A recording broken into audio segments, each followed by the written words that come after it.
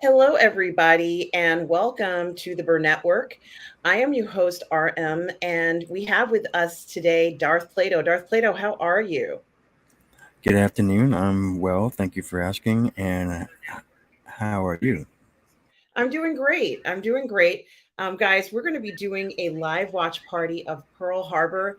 It is a film that came out quite a long time ago. I don't really know much about the film, but Darth Plato and I wanted to watch something, obviously, that had a theme where we do get to see service members because we are leading into the Memorial Day weekend, everybody. And as you know, Darth Plato, who is our official historian here at the Burr Network, is kind enough to join me here to watch this film. I thought it was important for us to continue to watch movies that have historical significance. Darth Plato, what do you know about this film before we get started? Well, I know that it was nominated for three Oscars. I don't know if they actually won anything. It was in 2001, I believe this movie came out. I did see it in the theater. The funny thing about when I saw it in the theater is the film actually broke during the battle scene. Oh my So, e- gosh. so everybody had to leave the theater. Oh no, that must have been terrible. And people were joking, like, oh, the Japanese hit the projector. Okay. Because it was during the battle scene. Wow, that is terrible that that happened while you're right in the middle of watching a film, especially something that has so much of a significant part of the story. And of course, this Pearl Harbor film was made in 2001.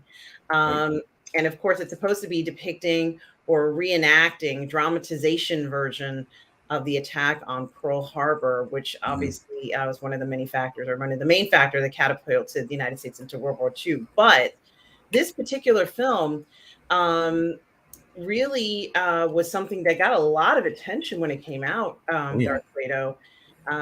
And I remember seeing the advertisements for it. They spent a ton of money advertising it. It's obviously there's Yeah, it a romance involved in it. was And hugely expensive. what were you going to say? It's hugely expensive to make, I think. Hmm. Interesting. Yeah, it says it cost um, $140 million, which 20 years ago, that was like so much money. Yeah, 20 years ago. Yeah. Yeah, that was just like an exorbitant amount of money. I could understand that it would cost more to make it because it is a period piece and some of the effects and things might cost more to create that look. And that's something, the film stars Ben Affleck. It's 20 years ago, so he looks like a child almost in this. Kate Beckinsale, Josh Hartnett, Cuba Gooding Jr., Tom Yeah. Sizemore, John Voight, Colm Flory, and Alec Baldwin. Um, and honestly, it also says that there's a focus on the lesser. I'm reading this from Wikipedia. That leads up to the attack, its aftermath, and the Doolittle raid. So, um, yeah. However, some of the things that I'm going to be focusing on are going to be different from what you might be focusing on, Darth Plato, which is fine because you are our official historian. So you're supposed to be letting us know where the accuracies and inaccuracies are in a film like this. For me, I'm going to be looking at the cinematography. Does it Hmm. visually look good? Stuff like that. But Darth Plato, you're going to be keeping things, letting us know not everything, but probably most of the stuff that's in there that is not quite up to par, might be misleading, or whatever you honestly want to say about the film. I'm going to be looking at it from a cinematography point of view, whether or not it looks good. Is it conveying the message it's supposed to be conveying? And things like that. So, incidentally, this film was criticized a lot. I remember when it came out for the production, but let's see how it looks. This is really the first time I was watching this film in its entirety. Um, so I'm really excited to see this film. I have my counter ready. I should have made it much smaller, but I have the big counter. It's going to be this huge counter. One of these days, guys, I'm going to get this counter so it shows, and the counter is tinier than we are versus the other way around. So Darth Plato and I are at the 10-second point. And Darth Plato, as you said, it looks like the sky is like a sky like this, a sunset or something. That's where we're starting from at the 10-second mark. This is a 3-hour film. So this one's a big one, guys. And Darth Plato and I are going to be commenting during the film. So please feel free to comment in the chat and let us know what you guys think about this film, different things that happened to you if you saw the film.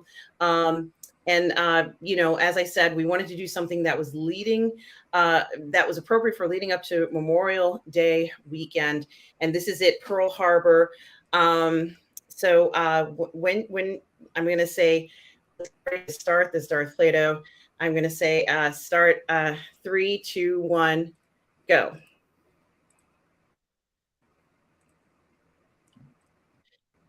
Now, I've heard a lot of people comment about the soundtrack, Darth Plato. Do you know anything about it? Comment about what? About the soundtrack? Do you know anything about the soundtrack for this film? Yeah, no, the soundtrack was okay. It didn't bother me. I wouldn't buy it. Okay, so the soundtrack is let's see who did the soundtrack. It is Hans Zimmer. He did the score here, and it won in the category of best sound editing. That's not necessarily. I'm not quite sure whether that's for special effects sounds but so. Yeah, I actually thought the music and the trailers for the movie were actually better than the movie. Okay.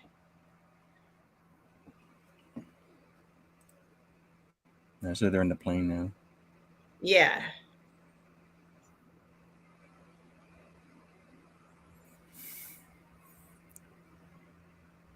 So they wanted to fly since they were just little kids.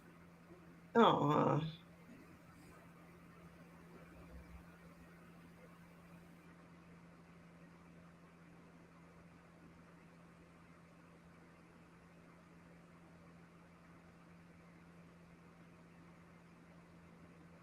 I'm guessing this is like Kansas or Missouri or something, maybe Nebraska. Yeah, definitely.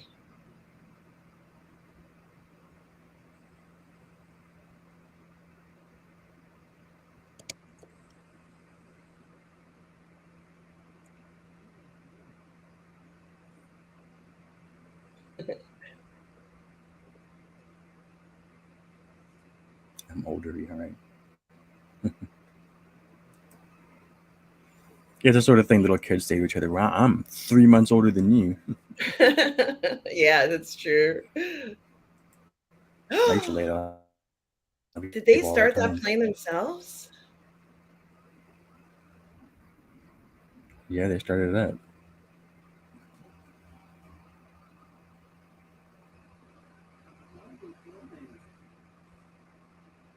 Yeah, I'm not sure what year this is, but I don't think that plane existed at the time.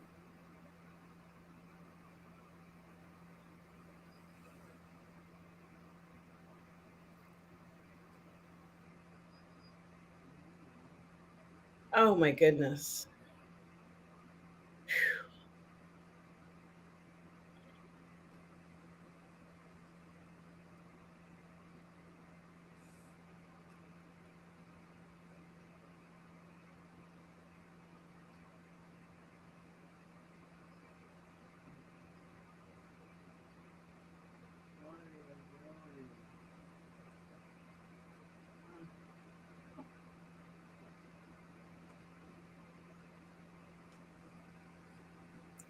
Mm. Oh,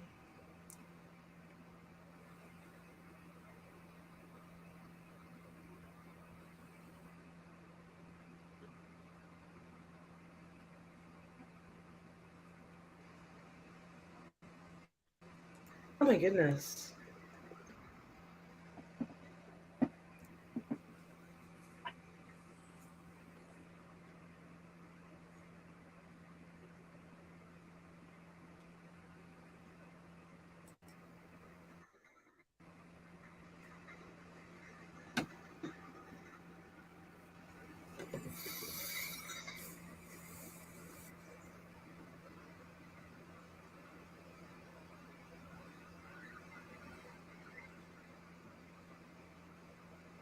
Yeah, it definitely looks Yeah. like a PTSD survivor. Mhm. And guys, we are watching it. I'm watching it on Prime. I think Darth Plato is also watching it on Prime. You can see the counter next to us. Join us and watch along.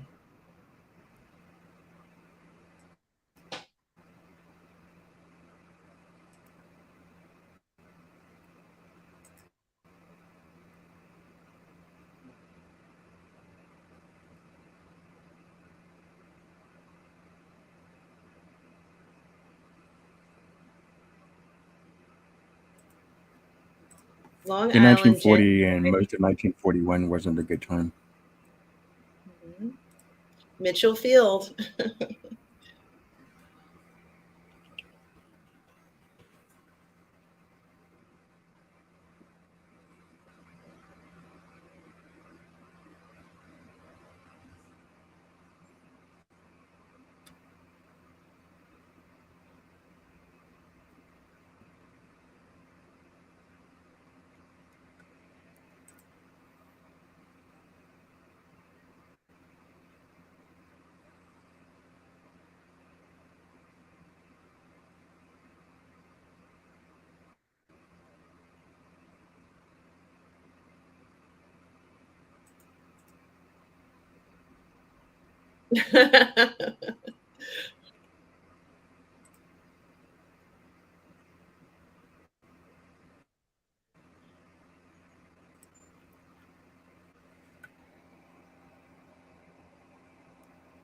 Thank you so much, Tom Jr. Jackson.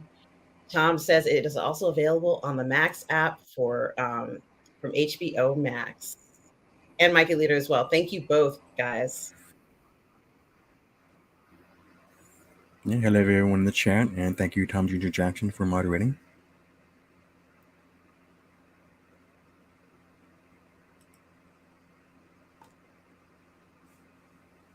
That's Colonel Doolittle there.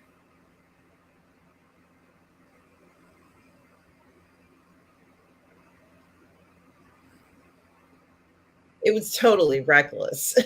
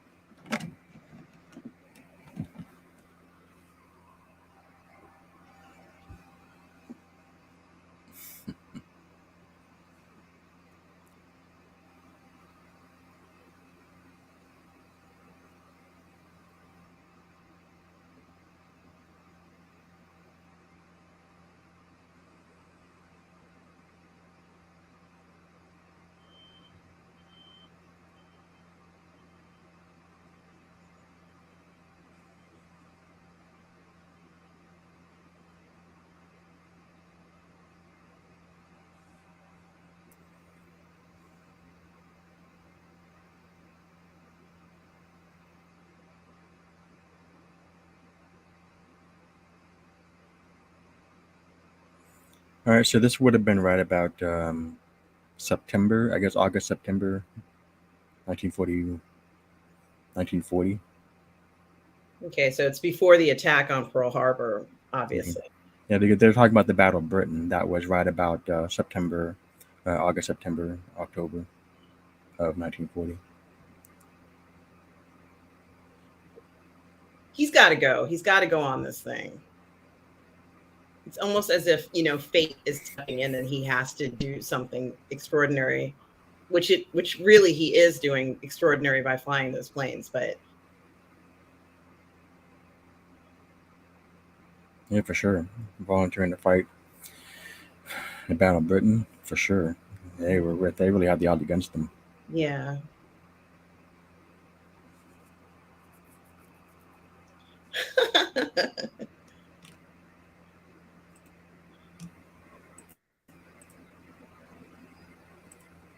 Oh dear.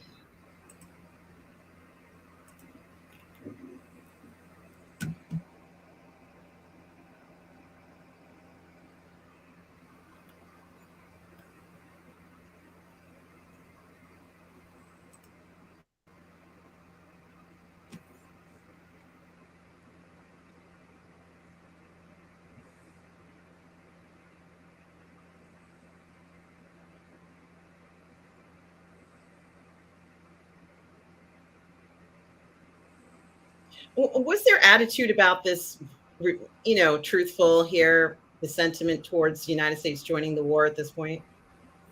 Maybe. It's really up to the individual. There were volunteers that went all over. There were volunteer flyers in China. There were volunteer flyers in the Civil War in Spain. Very likely.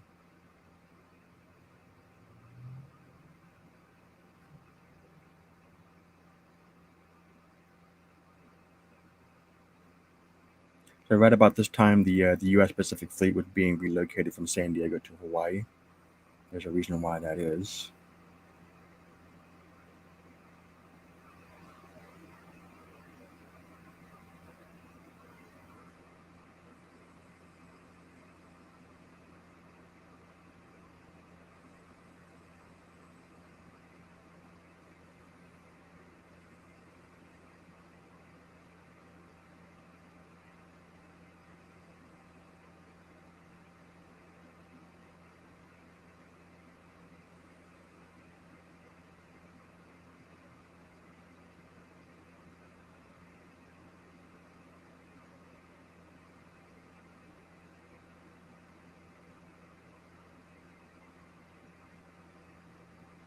I don't think that's where they put the shot. I think it was in the arm, right?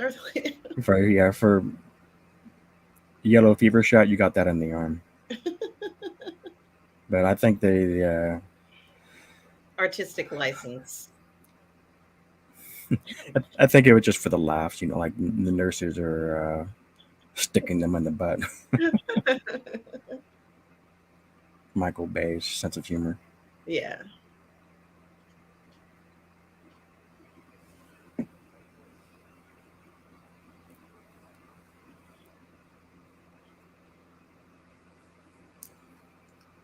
I wonder why he thinks he's going to fail. Probably his eyesight. Hmm. Yep, you called it.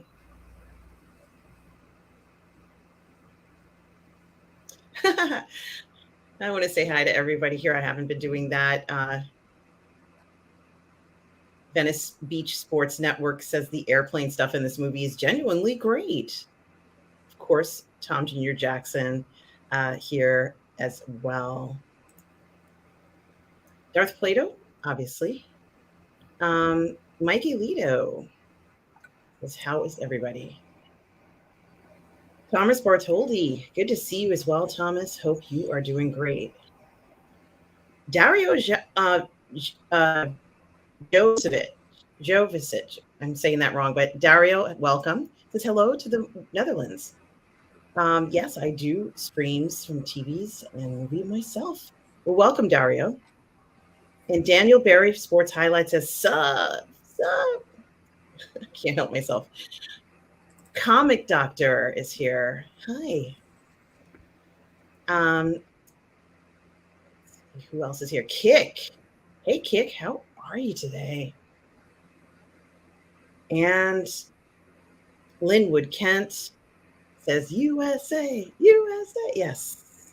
Irene is here. Hi, Irene. And hello to everybody. I love this one. It says, hello, Burnett family. Hello, Kick, and welcome. We are all part of the PGS here together. Yeah, it's good to see everybody. Mm-hmm. I just love how she looks in this film. I think she Was looks this so. before or after? Was this before or after Underworld? I don't know. Probably before Underworld. Let's see. Let me take a look and just find out. Because I can't remember what. Although I've watched Underworld a million times, I should know. I don't have my full screen available. This was before Underworld. It was before Underworld. Interesting. Yeah, she did Underworld in 2003. I think she looks lovely in this. Look at this guy BSing.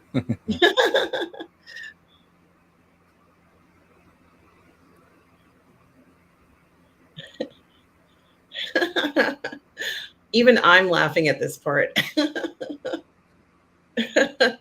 Now, this is totally out of character, but it's still very funny. I kind of like it. Now, Irene has an interesting comment. I watched this movie at 16th birthday party with the girls from my youth group.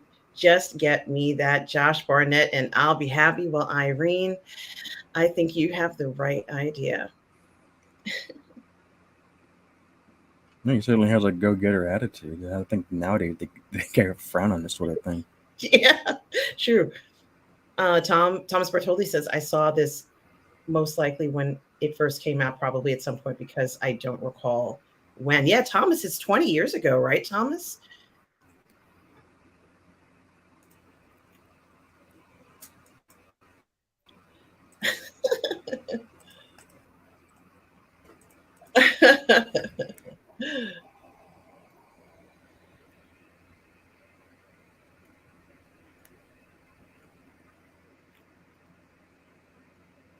Oh dear.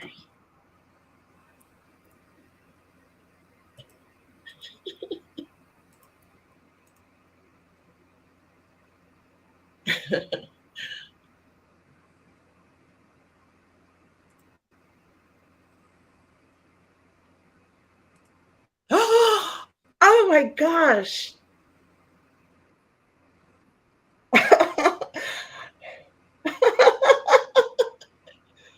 Oh dear.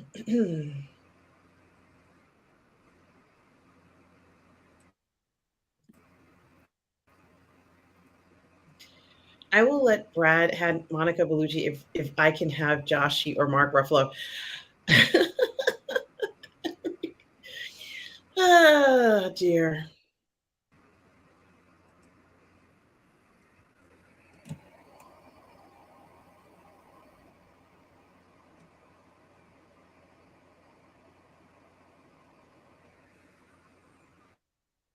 Yeah, I'm like one of the girls listening to her on the train, Darth Plato. It's Irene and I are just like,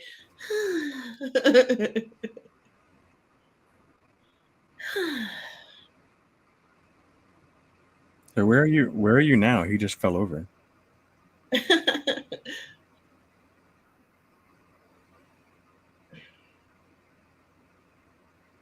well, they were at the Air Force Base in Long Island, and now they must be in the hospital in New York or something, right, Darth Plato?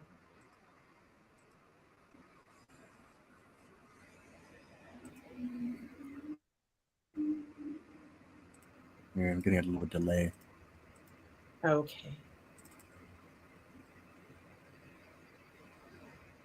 Yeah, I just saw him fall over.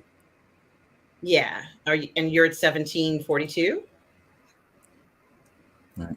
So yeah, they're sitting together right now. Is that right? Yeah.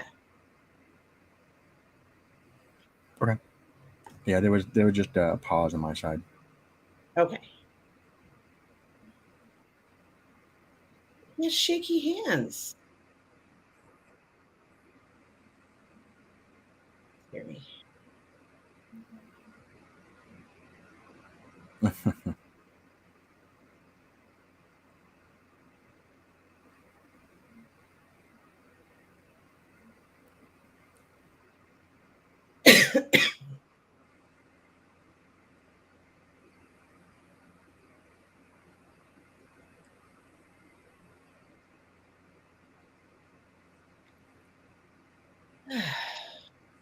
Yeah, that's the misconception. I think you're supposed to lean forward, not back.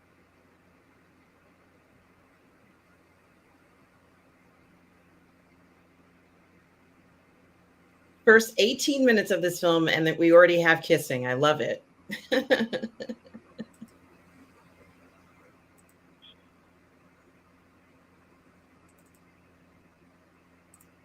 Wow.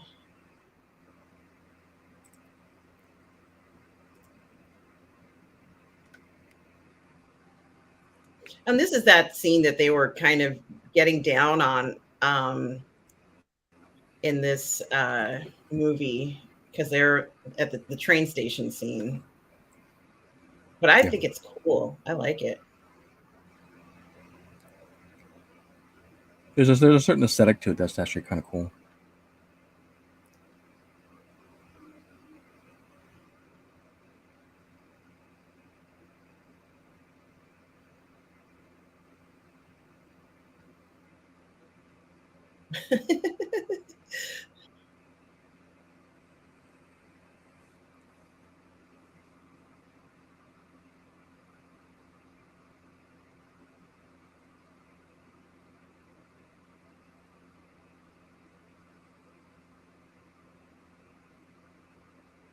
Oh my goodness gracious.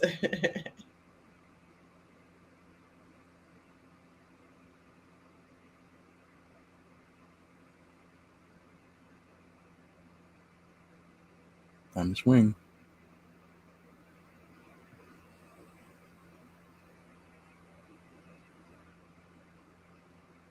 So Josh Barnett's character is really concerned and worried this whole time.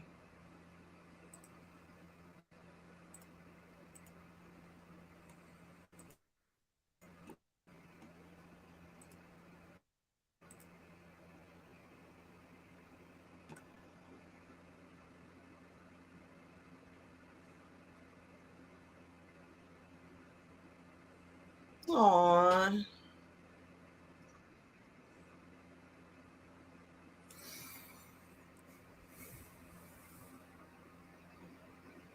Yes, it's a true statement too. The even though they weren't at war, there was a common perception that it wouldn't be much longer before they did get into the war, because Yeah. there was a lot of buffing up of the armed forces.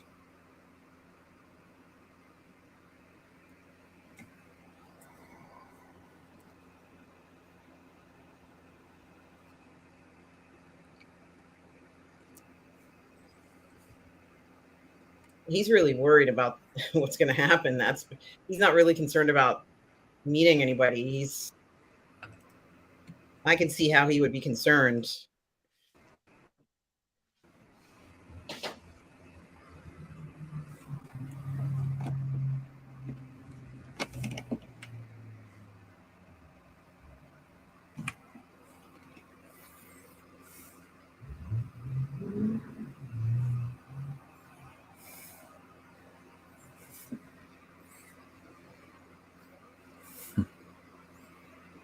What is this oil thing they're doing? I don't know.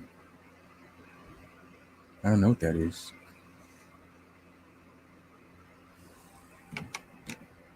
Does anybody know what this oil thing they're doing? Somebody in the chat under their eyes.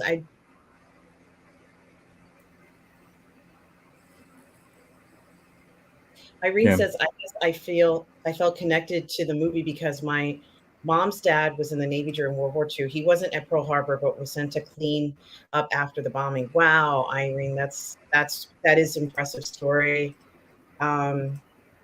Oh, it's to make them cry. The oil is to make them cry, Darth Plato. That's what it's Okay. for.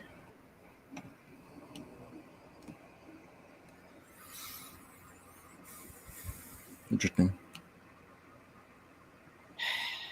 Yeah, So yeah, this would have been about the time when the Navy relocated the Pacific Fleet to Hawaii. So what was Mhm. going on at that time? What was going on the years prior to that was right about 1935. There was a diplomatic uh, a front made with Tokyo that between London and DC, and they informed Tokyo in no uncertain terms that if they tried to make any move in the South China Sea or the areas in and around the Straits of Malacca, that Britain and the United States would join forces and push them out again. So the Japanese were very divided about how they were going to respond to this. There was a northern strategy, a southern strategy.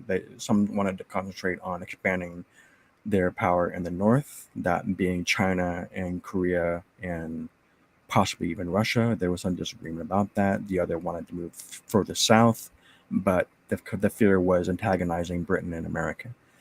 Now, the closer you get to 1939, the more the British were drawing down their forces because of what was going on in Europe with Hitler. So Tokyo saw London as less of a threat, though there was really just the United States to worry about from their concern. So by the time 1940 rolled around, the the the mission between DC and London to join forces in the eventuality of an advance by Tokyo really sort of fell by the wayside. So FDR decided to shift the Pacific Fleet from San Diego to Hawaii as a way to signal to the Japanese that we're serious about intervention in East Asia if you try to make a move in that area, which may or may not have been a bluff. And there's disagreement about that. So that is why you see this beefing up of personnel in Hawaii. Excellent.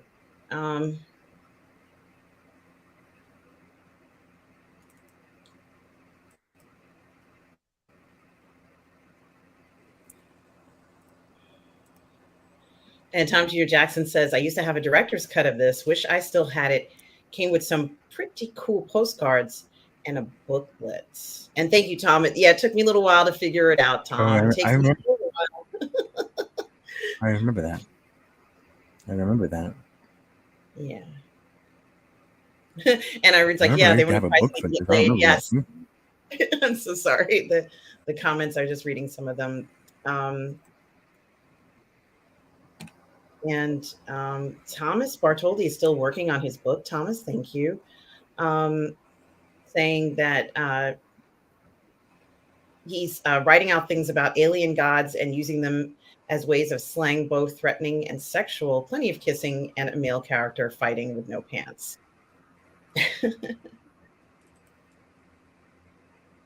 And Mike Alito says, fabulous Long Beach, California. Irene, I saw this movie a bazillion years ago. I don't remember everything in it. I probably saw it, most of the film, when it came out, and that was over 20 years ago. So I don't remember all the details. How about you, Irene? When was the last time you might have seen this? Hey, and Maria Espino is here, guys. Remember, she has an incredible stream coming up tonight on her channel after the sequel. So make sure you guys check that out tonight. Wow, he's in love with her already. This is great. 27 minutes, Darth Plato. We hear the word, I love you.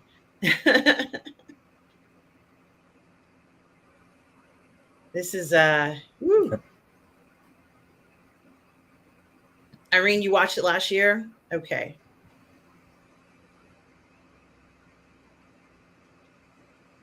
Now, he's not going to go into the room with her.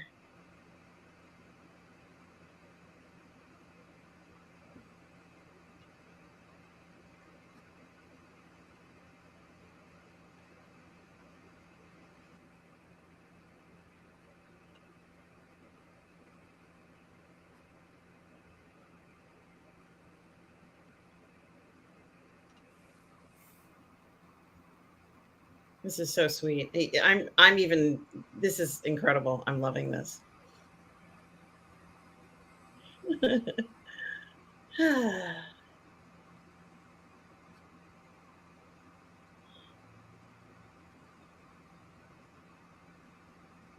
This is so sweet. Darth Plato, come on, Darth Plato. This is the sweetest thing you've ever seen. It has a certain vibe with Titanic. Mm-hmm. Trying to push a romance story into a historical event. And Michael Alito says, I planned seeing The Little Mermaid today, but I stayed up all night, yo. So I postponed it till tomorrow. Well, Mikey Alito, I sure hope you staying up all night was a fun time. Hey, Mikey. Mm-hmm.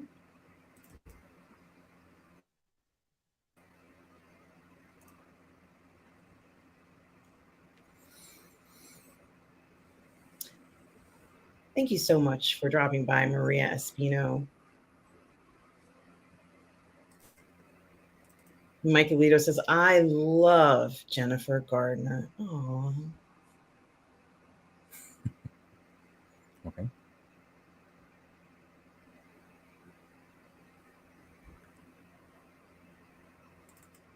Hey, Stavros. It's a count up clock, so it's going to keep getting, the number is going to keep increasing, Stavros. And good to see you, Stavros.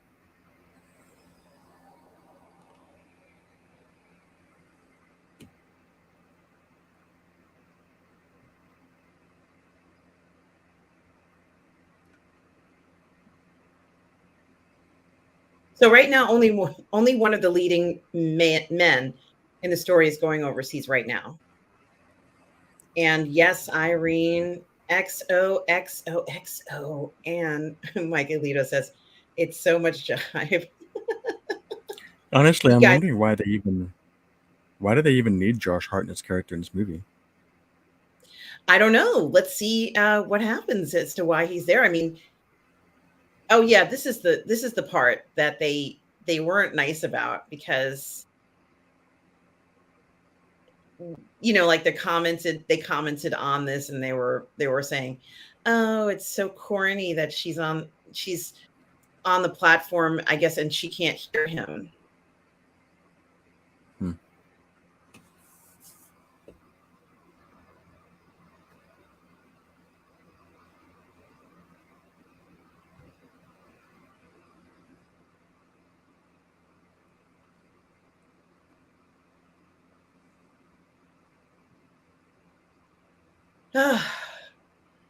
Whew, I felt that. I don't know if you guys felt it. I loved it.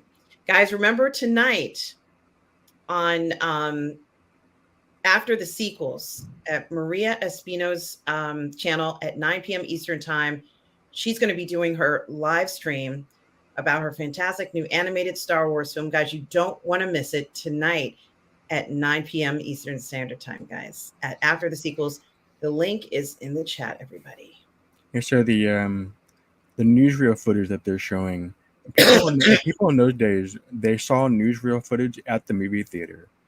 So they showed the newsreel footage either before, after, or during the intermission of the movie. So the movie business really boomed because people went not just to see the movie because they wanted to see the footage of the war. Mm-hmm. They didn't have television in those days.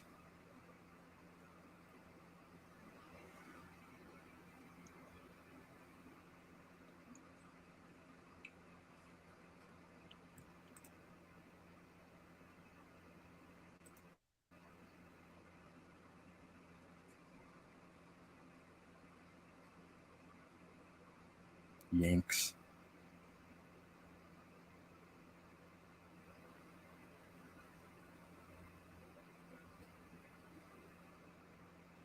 Oh, you're gonna get your share. Wow.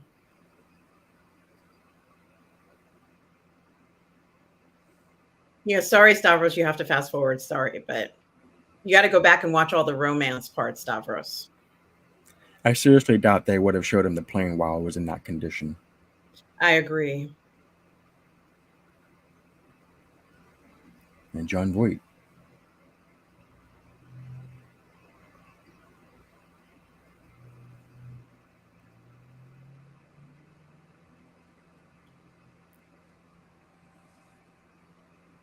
Was it too much to have the plane look like that in this film, Darth Plato? Probably. I wouldn't have did it. I thought it was overly dramatic.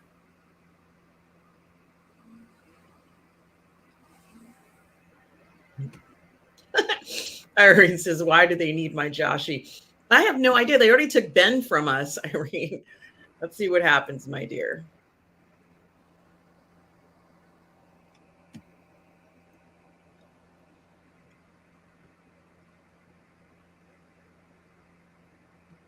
That's just good. And Stavros says that the train camera shots were great. Thank you, Stavros. All right. What do you think So about this now that part? so now what they've done is they fast forwarded to October 1941 Okay. because that's Tojo sitting at the table, and he came to power right about mid October 1941. So that has to be that day. So I'm guessing that's supposed to be Yamamoto who's speaking.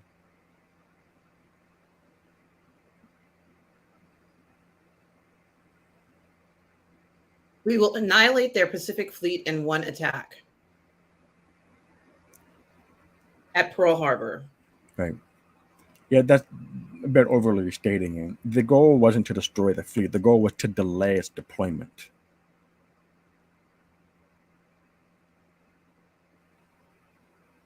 And was there, and this is kind of a loaded question, was there any suspicion that the Pearl Harbor was going to be attacked at this point? No. not really, because it's too far away. It's 4,000 miles. The further you go on an expedition, the less likely it is to succeed. That's just a general rule of thumb. It's called friction. That doesn't mean it's not going to happen. Thomas, we're told he says something about a French campaign. What? A French campaign. I'm not sure what he means. I don't either. Thomas, can you elaborate on that? Guys, I'm eating lentils that I made. I made The lentils and I was eating some of it. I gave it to Oh, my mom. champagne. I should have tasted it before, but I didn't get a chance to. They were too hot and I had to wait for it to cool off. So they're cooler now and I was just eating it. So Irene, it's lentils and they came out great. All right. So, like I said before, there was some disagreement with the Japanese about whether they wanted to focus on a northern strategy or a southern strategy. Now, there was a serious exchange of fire between the Soviets and the Japanese right around 1938, 1939, and Hmm. that did dissuade them from moving in that direction altogether. So it was right about 1940 that they really started to think seriously about moving in the south, which meant putting them at war with Britain and America. So now Tojo comes to power and he's pulling the trigger. Okay, we need to make a move. How are we going to do this? So Yamamoto is saying, well, if you make a move, then the U.S. will just move out of Pearl Harbor, as I said before, the diplomatic protocol of 1935. That if you make a move in this area, the U.S. will intervene, which may or may not have been a bluff. Yamamoto didn't think it was a bluff, which is why he is proposing to move on Pearl to delay the deployment of the fleet long enough for the rest of the Japanese armed forces to make their move in the southern resources area. That is the Dutch area, the British areas, and the Philippines. So that would Thank you include for Guam as well. Thank you for telling us that, Darth Plato. There's a lot going on. There's a lot of machinations going on during this time period. It is full blown war, but the United States is just not officially declared war, right, Darth Plato? They are not declared, no, but they do have interests.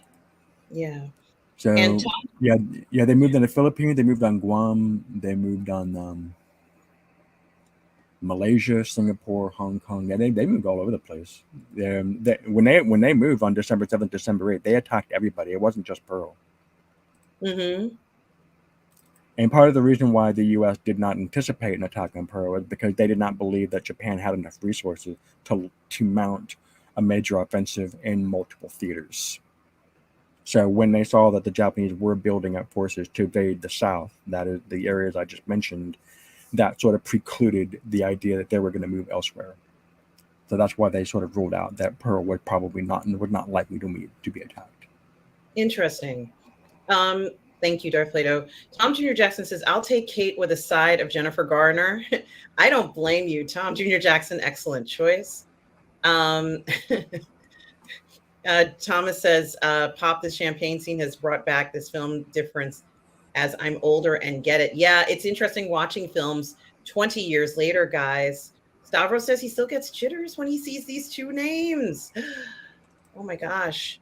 Um, Thomas says he is kind of enjoying it more and good, more awesome writing inspiration. Guys, yes, whining is coming. Rampage Predacon, whining is coming back, guys. You know it's going to be wonderful. S Beam is here. Yes, Beam. Um, oh, lentil pasta. That sounds delicious. Tom Jr. Jackson, I'll put that on the list, guys. Um, Also want to say, let's see. Now Tom Jr. Jackson saying he wants to see an FDR film. Sure. And I did also want to say that so far at 39 minutes into this film, Darth Plato in the chat, I'm enjoying this film. Um, so, I know that there are some parts in it that might be questionable, but I'm Sure. enjoying the film. And it's, I guess, by no means a perfect film, but I'm enjoying this. I think they're doing a good job cinematically. I'm getting a feel of what they're supposed to be showing. Um, From a um, Hawaiian sightseeing plane, I was able to photograph Battleship Row and many air bases. All right, so they're starting to show them plan the battle a really hard time here. Yamamoto gave serious thought to attacking Pearl as far as what it would look like in early 41, but that was more of a mental exercise. He didn't really give it serious planning thought until after Tojo asked him what he thought of it, what he thought that they should do, and then moving forward. I believe that's Genda there. Yeah, so Genda was one of the major planners for the attack. So they're putting that wooden thing on the torpedo. Yeah, yeah, that happened. This is accurate. Okay.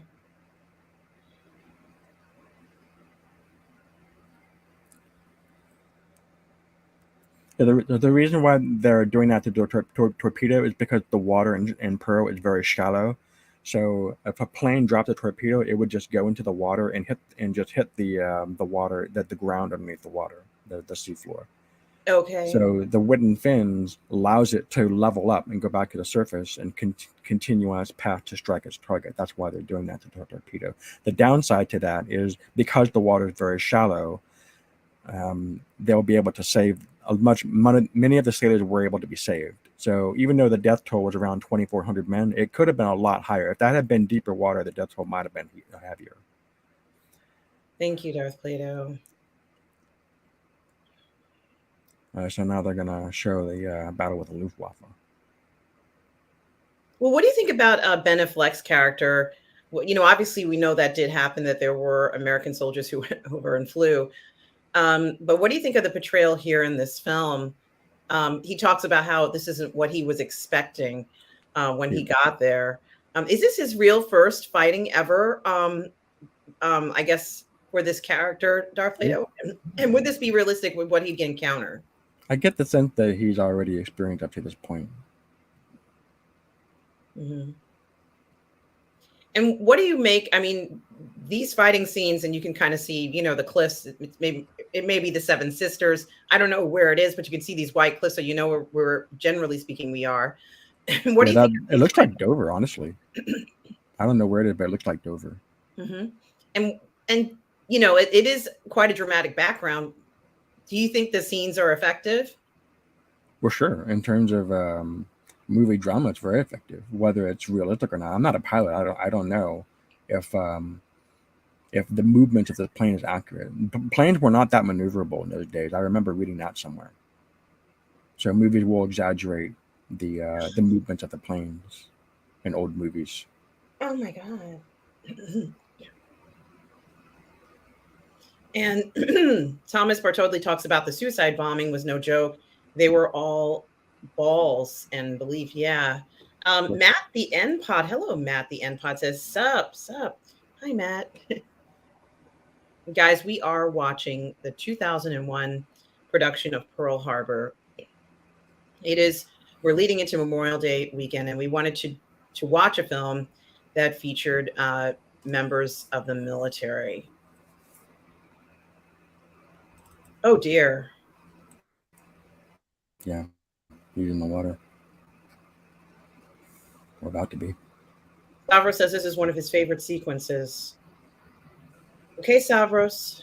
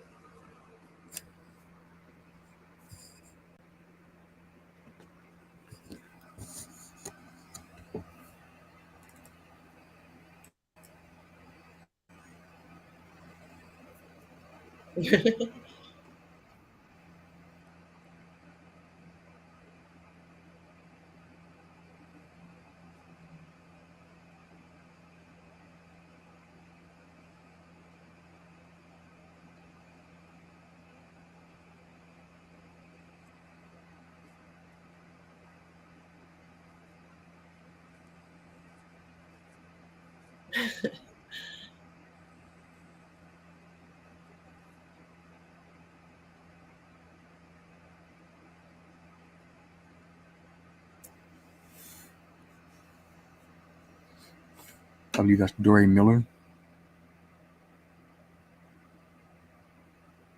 Is that his name, Dory Miller?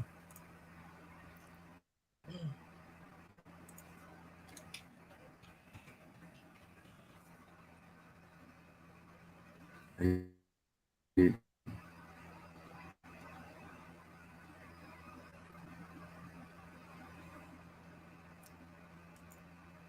Oh, is he smack talking him? He's doing smack talk on a guy who's like 3 times the size of him. Unbelievable. Yeah, Mikey Lito talks about watching Man of Steel just a couple of days ago, and Hans Zimmer is a musical genius. Yes, Mikey Lito, absolutely. Yeah, I forgot Thomas Bertoldi that Cuba Gooding Jr. was in this as well.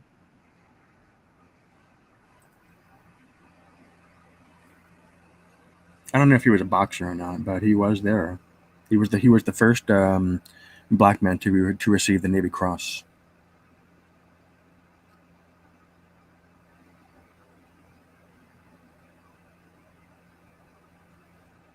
Tom June Jackson's everybody's in this film.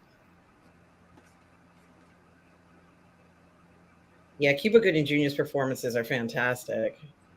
Yeah, I think it's the best in the movie. Hmm.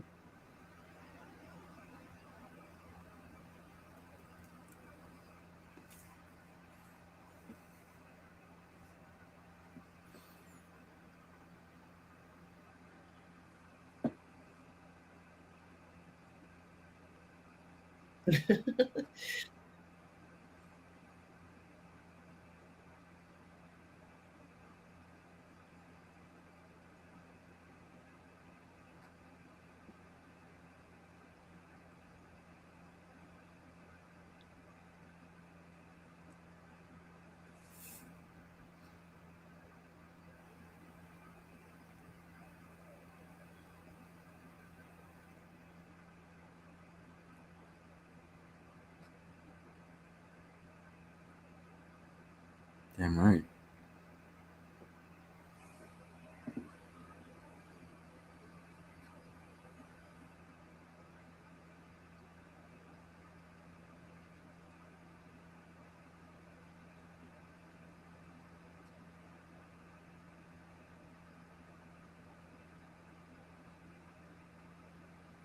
Hello, hello, hello. Tom Jr. Jackson. Oh, I thought it was the other guy. Shoot. I know what he's there to tell her now. Darn it. Darn. Darth Plato, no. Hmm? I know what he's there to tell her. Yeah. No. That he's missing in action or something like that, Darth Plato? Actually, black and white might not be such a bad idea. Maybe. Yeah, I wonder if it could be turned into that. Maybe somebody has an app on their thing. Is he gone or is he missing in action? Do we know? The plane went down. I don't know. It depends on how they write it up. If they at the very least he'd be MIA. But if they think that there's a reasonable chance that he's survived, I don't know. And Mikey Lito says this is why it was important that they were separated. Thank you, Mikey Lito. And yeah, a black and white version of this, I'd watch it, Tom Jr. Jackson. So as far as the pilots were concerned, his last radio message was he had an oil leak. There's a fire in the cabin, and he went down into the sea. So it's reasonable to think that they would write him off as KIA. So yeah, they probably did report him as dead. And thank you for the 10 of you who are 16, excuse me, the 16 of you who are watching right now. Certainly such an interesting film. Um, yeah, Pearl Harbor from 2001. I think the performances so far have been so good, Darth Plato. It's a better movie than people give credit for. I still enjoy roasting it though. Absolutely, Linwood Kent. Let's remember why to remember Memorial Day. It's because of the sacrifices of service men and women. Um, that is why we remember Memorial Day, to Yeah, that's remember on. those who are fallen. That's honor and service. Mhm.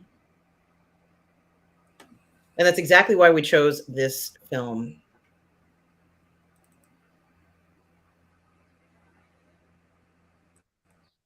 This is making it sound like he's gone, Darth Plato. Yeah. I can't. Oh,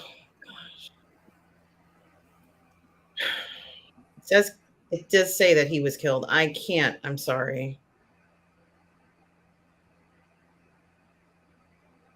Okay, Mikey Lito is kind of pointing out something, and I'm sure you remember Mikey Lito when it first came out. The movie gets a lot of criticism because it's essentially a melodrama. It is a dramatization. It is.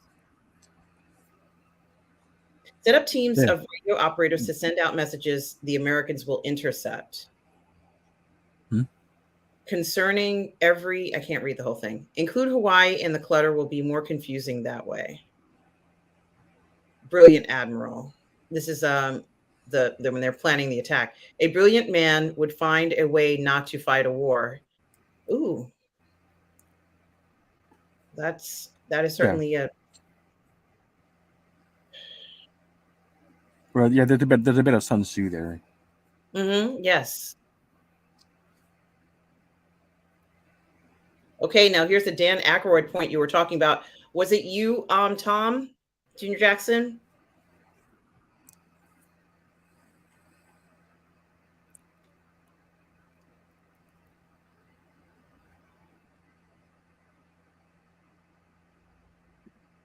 Yeah, Thomas, if you haven't seen this film in 20 years, it's like watching it for the first time because it's so, you're going to have a different perception of the film. Um,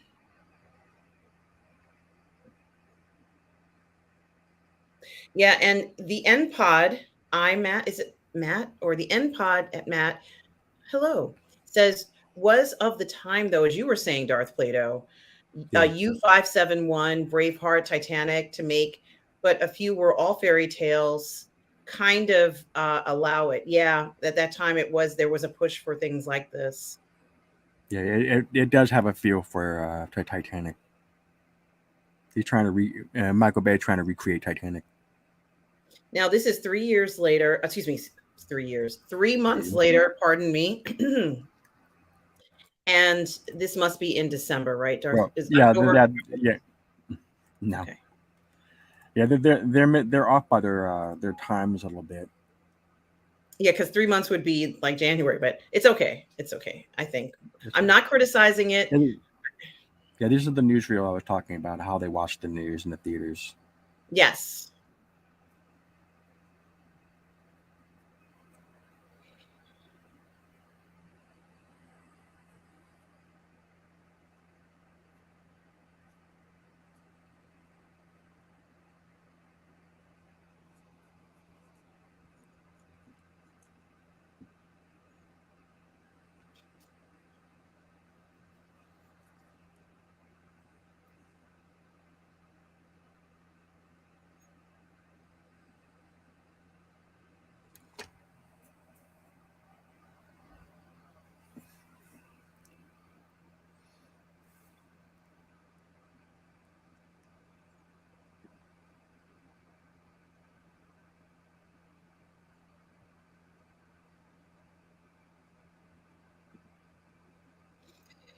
Mikey Lito. Yep.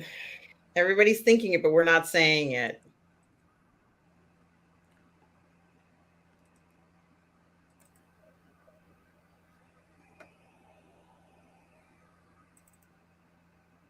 And I guys, think we were what he just meant to say. go I ahead. think what he meant to say was, huh.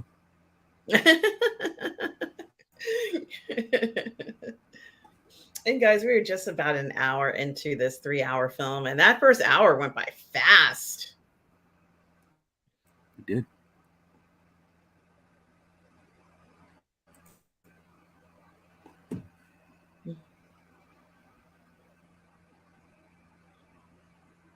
Oh my He did. goodness.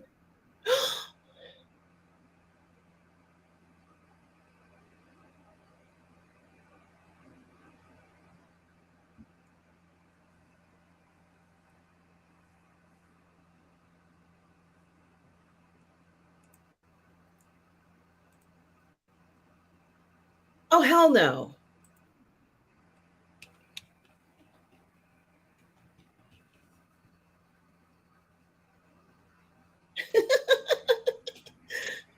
They didn't know what he was doing. I'm sorry. Very likely not.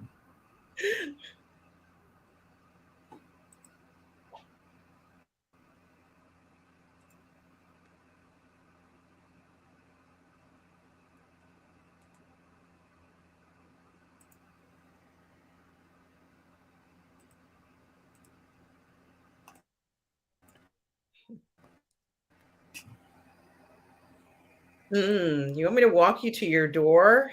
It's gonna make sure you get home safe. Yeah, he does seem to be pressing a little bit. Yeah. Okay. Yeah, it was funny, Stavros. That was the funniest proposal I've ever seen. Yeah, what are you doing, bro? It's almost like what, 10:30?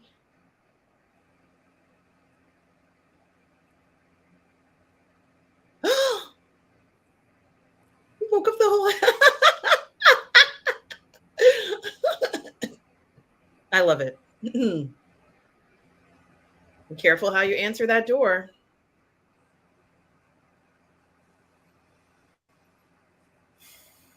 Well, they are on an army base. It's reasonably safe.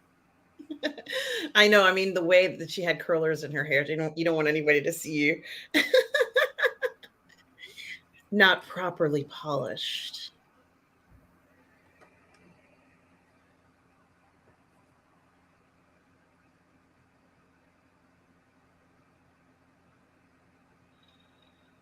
Is it fair game or is it too soon? Question.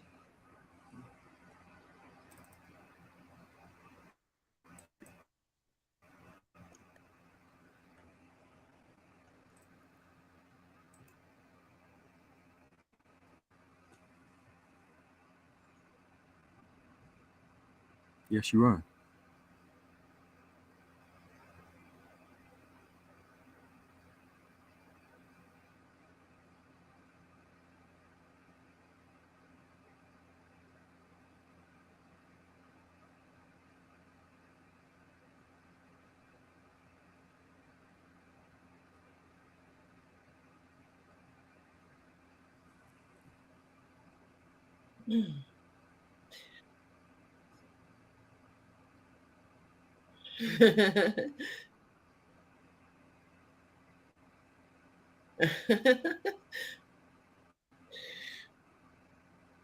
This is kind of feeling like a chick flick to me. I don't know. Like,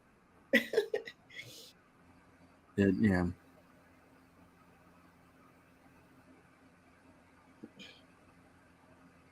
oh, no, no, don't wait 2 years. You got to get married now, my dear. But she's underage. I guess that's why. Wait till you turn 18, but don't wait 2 years. Yeah, everybody lied about their age in those days. It was really Hmm. easy to do. Oh, they were so lucky. You could be 10 or 15 years younger in a minute. Lucky ladies. Or whatever age they needed you to be. Yeah, it has been that long, Whoa. huh, Tom?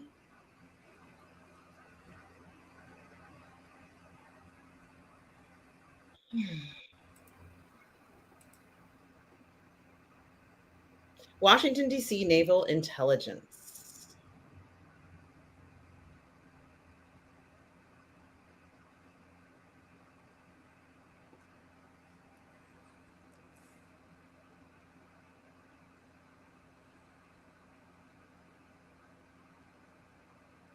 Yeah, this is kind of BS what they're saying here.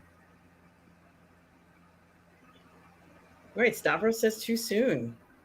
Yeah, they know exactly where the Japanese fleet is. The problem they know that the Japanese are moving on the southern areas, the areas around the Philippines and British Malaysia, Singapore. They know that. What they don't know is the fleet in the north by the Kuril Island, the first what's called the first air fleet. As far as they knew, that fleet was in harbor. They were maintaining call signals at that location to simulate the appearance that they were still in harbor, and there was no reason to think that they were moving unless it was to reinforce the Philippines. So they didn't really have any reason to think that they would move on Hawaii because what were they going to do? You can't attack Hawaii with just aircraft carriers. You need massive amounts of ground troops for that, or at least that was the assumption at the time. Now, there's part of a modern bias because we live in the time that we live in. We don't really know what's going on in the past. Now, up to this point in time, aircraft carriers were not capital ships. They were classified as scouting vessels. So the idea of launching a large scale attack from a carrier was really an unknown thing. The first time it ever happened was actually in the Mediterranean, where the British were managed to launch an ad hoc raid against the Italian fleet at Taranto. And that's where Yamamoto got the idea for Pearl. The idea for Pearl, however, was much grander. This is a much larger operation than what the British mounted on against the Italians at Taranto. So this is a very novel thing that the Japanese are doing. This isn't textbook warfare. No one had any reason to think that the Japanese were going to launch this kind of an attack, or even if this kind of attack would even be successful. There were Japanese in the high command who were also very senior. General Sugiyama, who was the head of the army, was against this attack because he thought the whole thing was going to collapse and fail. He didn't think this could succeed at all. Mm-hmm. Because military people tend to be conservative. They stick to what works. They're very conventional. This is a very unconventional thing that is taking place. And Yamamoto was an unconventional guy.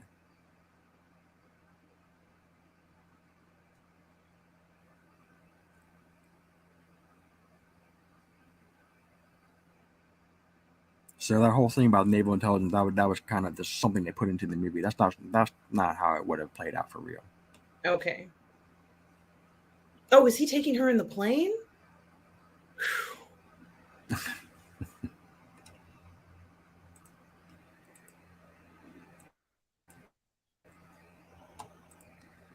Now they have the really pretty soundtrack as they go through the clouds in the air. Oh, come on. The plane. Danny's not playing fair. Is she sitting on his lap right now? I didn't realize there were rules. Well, they're awfully like tight in that cockpit. Yes, that's kind of the point. There's a lot of angles to this attack. Yes, yes, there are. Guys, we are at 1 hour, 2 minutes into Pearl Harbor 2001 and this romantic music. Thank you, Hans Zimmer, for So putting us. the Japanese are not the only ones being aggressive here. That's correct. Now, this reminds me of a film I saw where a girl had to hide on top of a balloon, an inflatable balloon, like a ballistic balloon, that's what they're called. She had to hide on top of one. And I'm not going to tell you what happened, but I guess maybe it's something very similar to what happens here. Yeah. So they're made out of silk, aren't they, Darth Plato? Sunset, what an eye gazer, Tom Jr. Jackson. Thank you, Tom. She wants to play with his fight stick. She really does.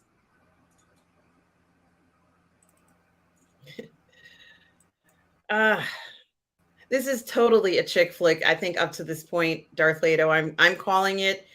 The first hour of this film is total female desire. This whoever wrote this, thank you. Thank you for doing this.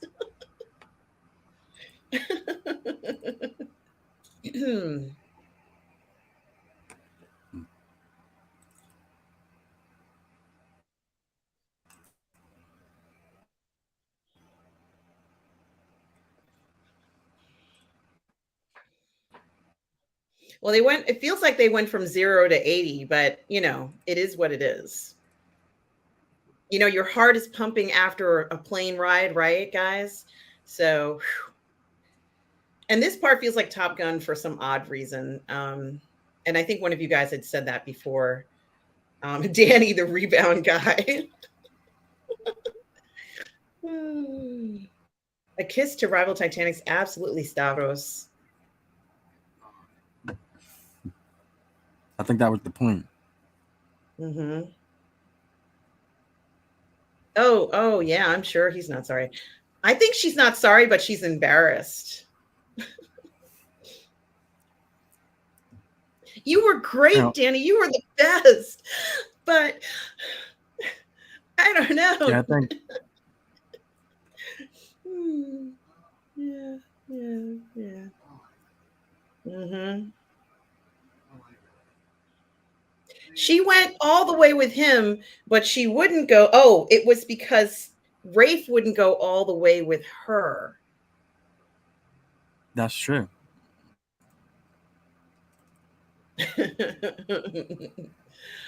Oh, I'm loving this. I am loving this.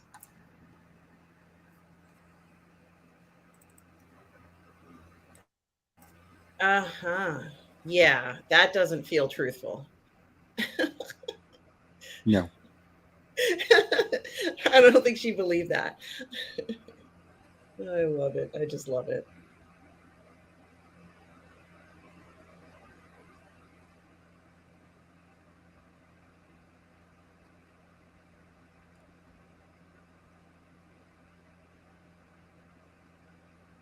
Yeah, there was extensive espionage prior to the attack. That's true.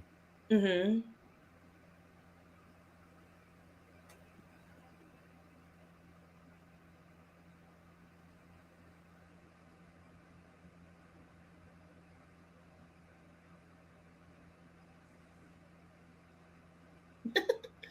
The reason, yeah, Yeah. they're focusing on the battleships. Now, in those days, line of battle was how naval warfare was fought, not long range carrier strikes. So that's why they're focusing on the battleships. That's Total the, chick flick. Come on, look at this. yeah, yeah. Even the hair strokes. Thank you, Randall Wallace, for writing this. The beach scene, hanging out in the car, on the plane, in the parachutes. My goodness gracious, you read our minds. It's kind of like the Blue Lagoon almost. Yeah, it does have that feeling. You certainly hit the nail on the head with that one, Dark Plato. What was that other movie that the beach? Yeah.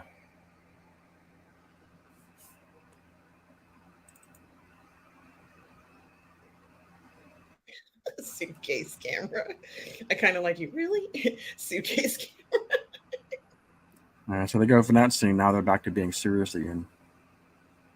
Yeah, maybe this is the criticism because it is kind of maybe it it kind of gave the wrong feeling to some people. I could see some people saying I'm not too fond of the romance part, Yeah. abutted against the military, war room parts. Yeah, but what they're saying here in the war room is actually false. They were moving on into the south to the Philippines, Singapore, Malaya. That is what they were doing. Mike They just Lito they has just didn't think that they were also mounting a simultaneous attack on Hawaii. That's what they didn't know. They're making it sound like the Japanese were moving on Hawaii and nowhere else. That's the impression that they're giving you in the scene. exactly. And Mike Lito has a question for you, saying, "Do you think it was the U.S. was kind of lackadaisical because Hawaii was a territory despite being a major military base?"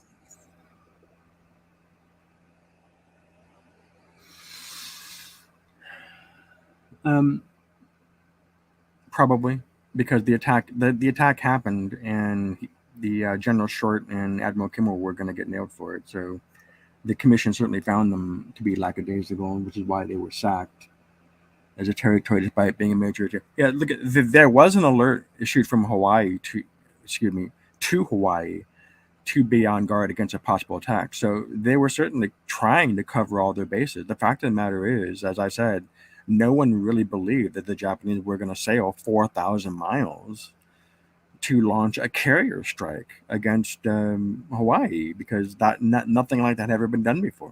So this is a record, like a groundbreaking event, in addition to Yes. being Yeah, incredibly a dramatic. this is a watershed moment in the history of warfare. That modern warfare looks the way, at least naval warfare looks the way it does because of this attack. This is Mm. a watershed moment.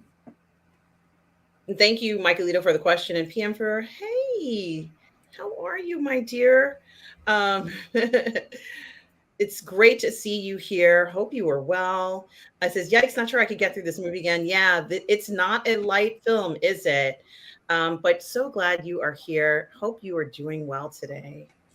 The reason why he's talking to a general there is because but prior to 1950, all U.S. military installations were under the jurisdiction of the Army, Hmm. regardless of whether they housed naval forces or not.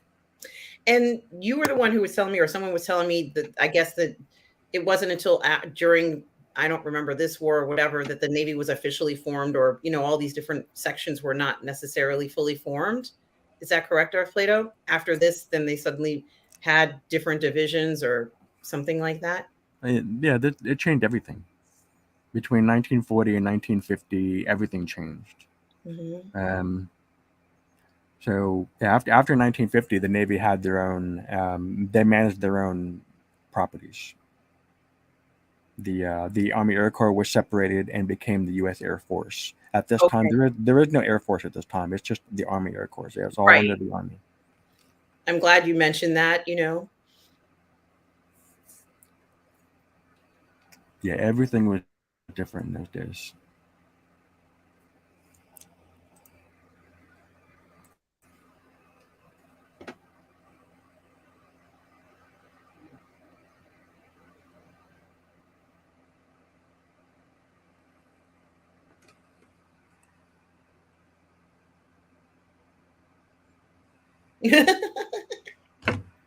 I'm not sure what you mean by the FBI there.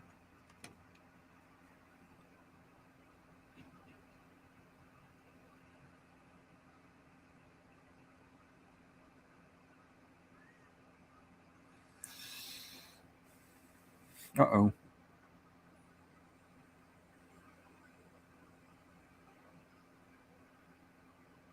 Because I think we all know what's supposed to happen in this story.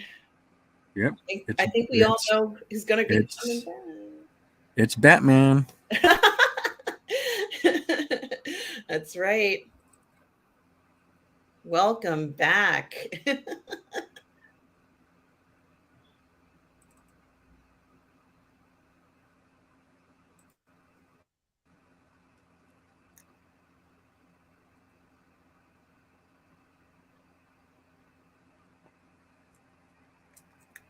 I'm glad So he he was survived at least. yes, so yeah, he was gone for what? How long now? Yeah, like 3 or 4 months, right?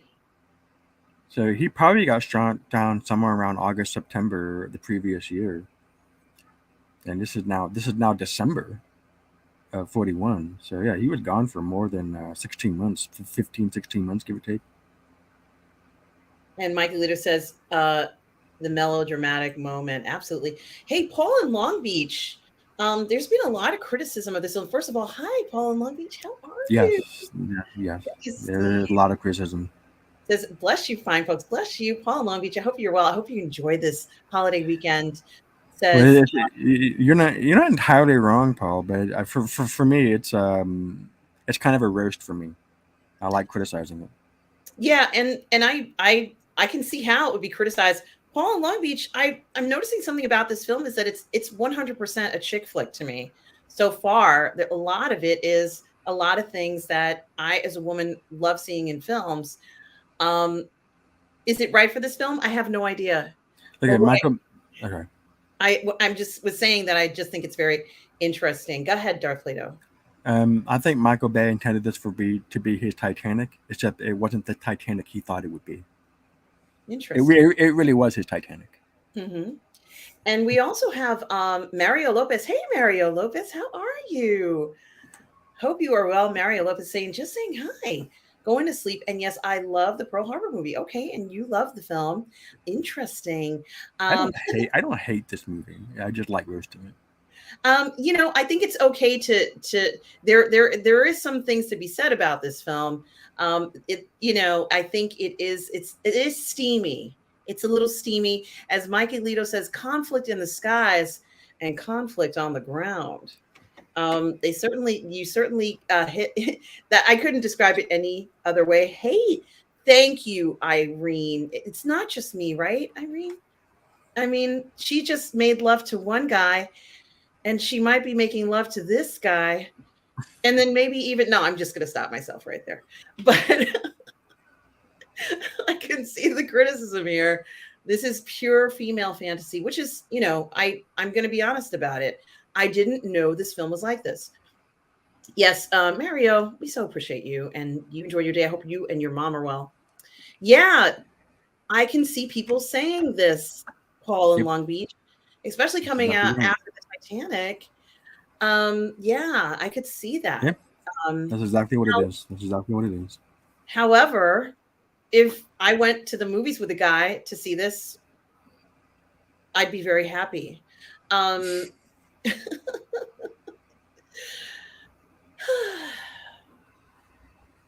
oh, did it have to happen now? Yep, it did. Now It he's has figuring this is the Robert De Niro Scarface they moment. have a schedule Darth Plato, why? Why did it have to be right there? because it's in the script. This isn't cool. Stay away. It's not like he caught the other guy's hand down her shirt or something. Come on, bro. You would still love her. It didn't work like that. You would still love this woman. I'm sorry. See, this is what it's gone in a completely different direction. Uh Rafe, wait. You had to see it. Thank you, Mikeulito. Thank you for putting that into print. We're at 1 hour and 17 minutes. It's got a very different feel to what I was thinking. And just when he thought his day couldn't get any worse, guys. Oh, Irene had some delicious Chinese food. That sounds wonderful. Hunan beef, pork, fried rice, crab rangoon, and sweet and sour chicken without the sauce. I can't do it anymore. It's yeah, dear, yeah.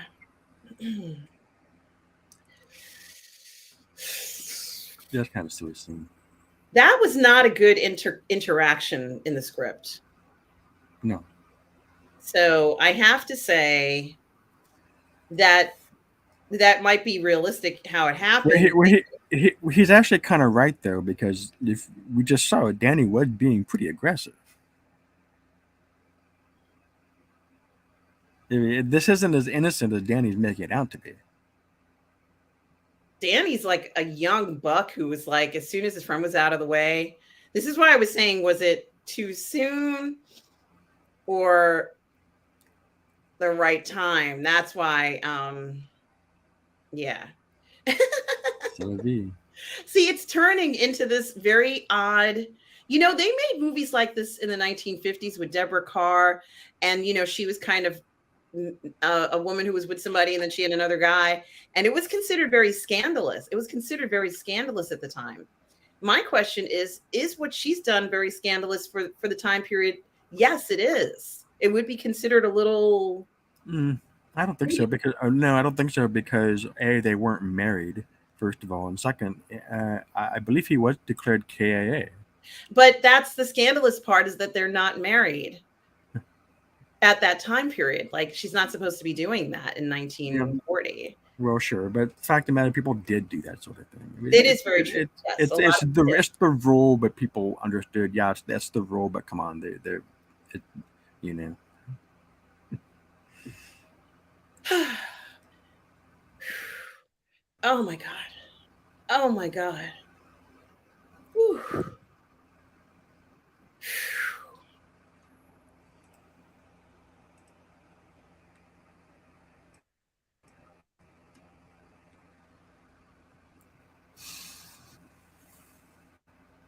Boom.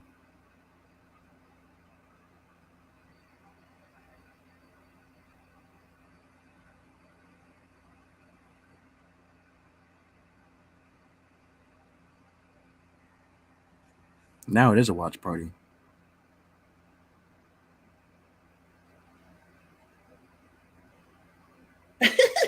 Wait a minute. Are you spoiling this for me, Irene? Irene, this is. Are you? this happening to her. Does something like this happen? I don't know. Yeah, yeah, that's true. Man, That's a fair point. I might have to get That I but might that have to get that's a some different Crown. angle though. I'm getting some Crown Royal. I got to And drink some that and Crown Royal.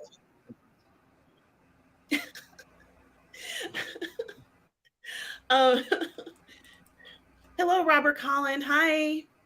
Welcome to the Burnett Work. I think this film is unfairly lambasted. In a vacuum, it's fine. The major issue it has is it's not accurate enough for mm, the World War II scholars expecting Saving Private Ryan and getting Casablanca. Good point, and thank you so much, Robert Collin, for stopping by and sharing that. We do value your opinion here. Yeah, I could see people like Darth Vader. This makes total sense. The issues with it, and you know, well, look, I understand they're trying to take a complicated historical event and simplifying it for a viewing audience, and I understand what they're doing. And that's fine. But I'm gonna roast it till all the same. absolutely. I, Mikey Lito says, and now the planes, the guns, the death. Let's put it all in perspective.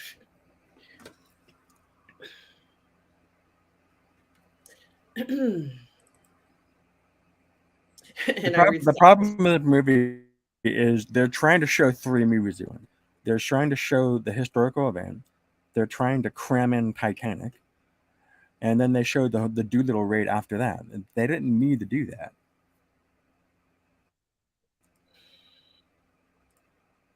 I agree. They could have just had the romance, and I still would have watched it. You know that? I would have watched it, and I would have enjoyed the chick flick element of it. But I also would have liked to have seen the more, like this part that they're showing where we're seeing military action and how serious it is. And they decided to put some very traditional looking style military action things in it. Yeah, what they're doing there with the headband, that's what the kamikazes did.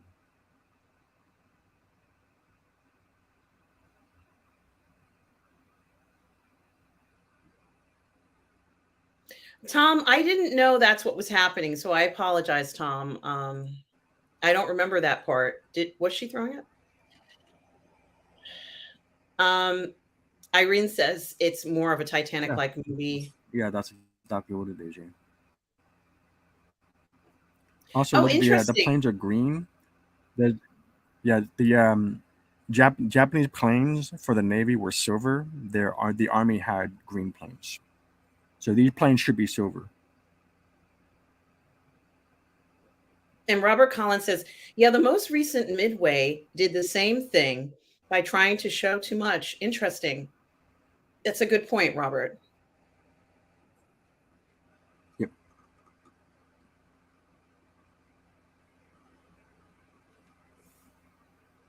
Well, Midway had its issues too, but I thought that was a better movie, a better war movie.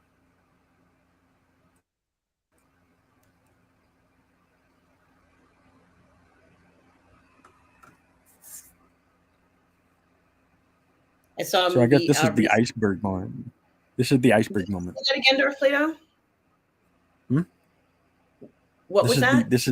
this is the iceberg moment. Okay, explain that to me because I don't know what that is.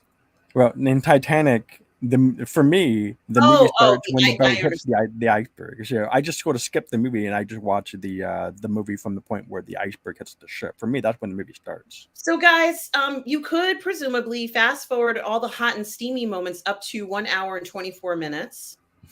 And the tone of the film has completely changed. Yep. This is completely different film right Yep. now. Yeah, Irene, my mother's seen that too. She watches Turner Classics. We've seen a lot of films like that. And Robert Collins is correct. And good catch. IJA was green. Keto Butai was silver and white. Thank you, Robert Collin, again.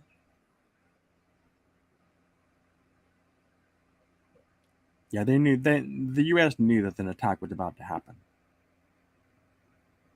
But the tone does feel very different, doesn't it? All of a sudden, this film does not have the romantic stream it had a few minutes ago. It doesn't feel romantic Right. anymore. Well, yeah, the guy the guy with the violin was thrown overboard, and now you got the war drums. Yeah, here we go, guys. Here we go. And Tom J. Jackson says he liked Midway. He has it on Blu-ray.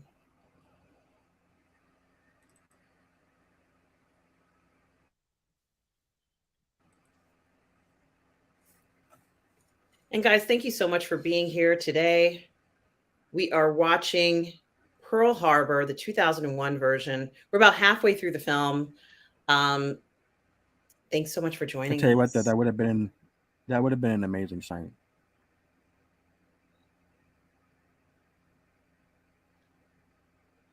And Robert Collins says the next 20 minutes is arguably the best this film has to offer.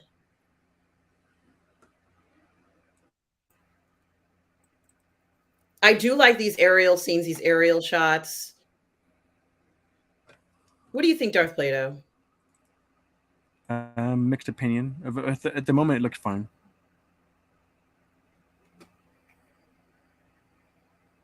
Yeah, that's pretty dramatic there with the clothesline. Yeah. And by the way, Yamamoto was not present with the fleet. He stayed in Japan.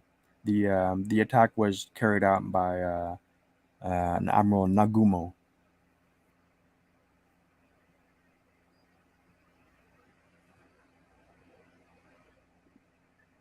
Thank you, Mikey Lito.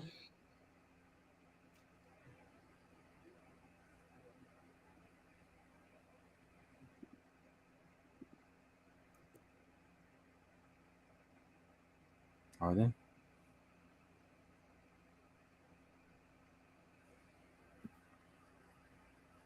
Yeah. So this is actually before 8 a.m. Mm-hmm.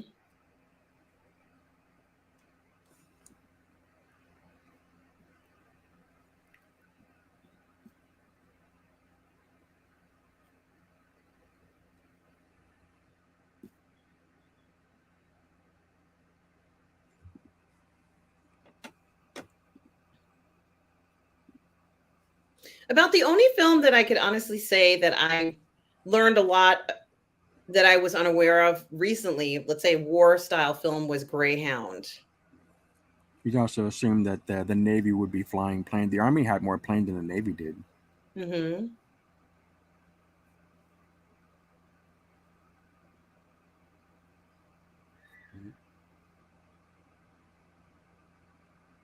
And there's the torpedoes there, so it's not hitting the bottom. It's coming right back to the surface. That's unbelievable. I knew nothing. I knew nothing about this. And Tom Jr. Jackson talks about how he says he knows that this movie had the full support of the military. Oh my gosh. He remembered seeing it in the behind the scenes. Yeah. Irene says two tragic events in history, twisted and sordid romance and devastated outcomes.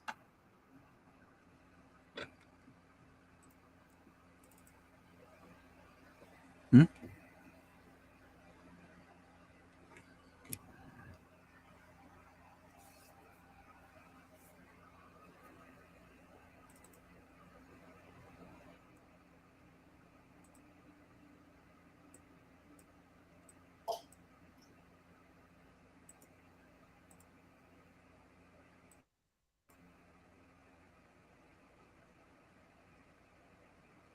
Yeah. He's looking at the end of his career right there.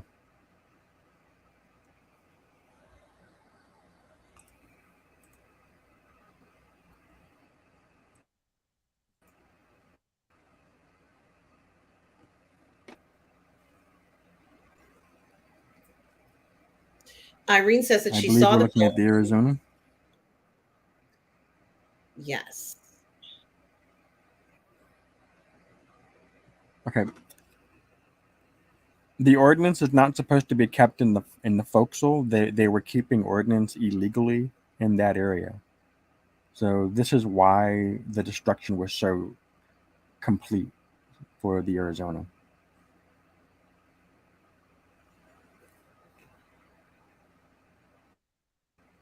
Irene says she saw the film in the Air Force Military Theater.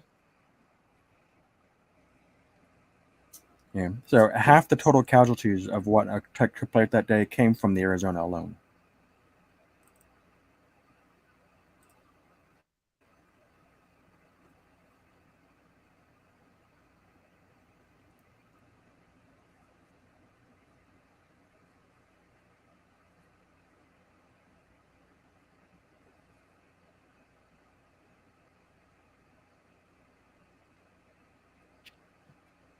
Yeah, that's not considered a polite term nowadays, but that was the term they used at the time.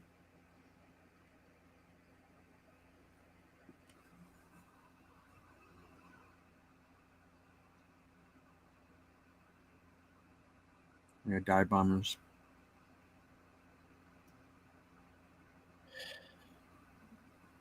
I doubt that tower fell over like that.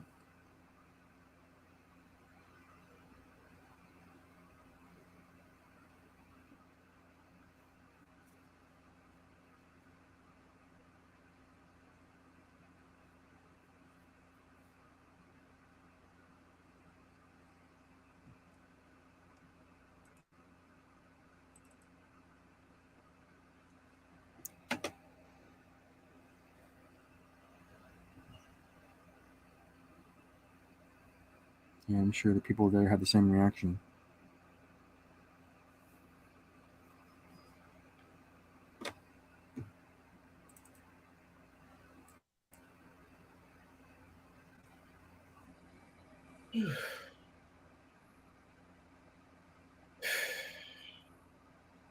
Yeah, I think the army lost about 170 planes. There was something like 170 planes shot down on the ground, and FDR was really angry about that when he heard about that.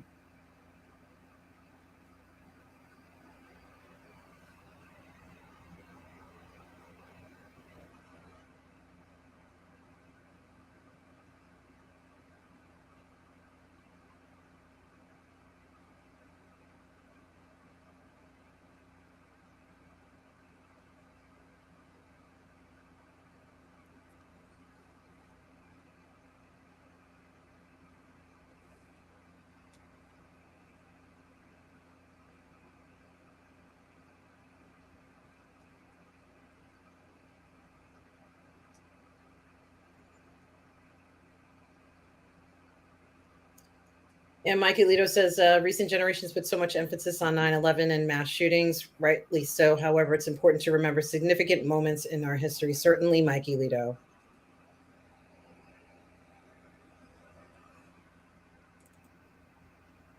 Well, yeah, because this got into Second World War, and the war was a transformative event for a lot of reasons, not just for America but the entire world. Everything changed after this.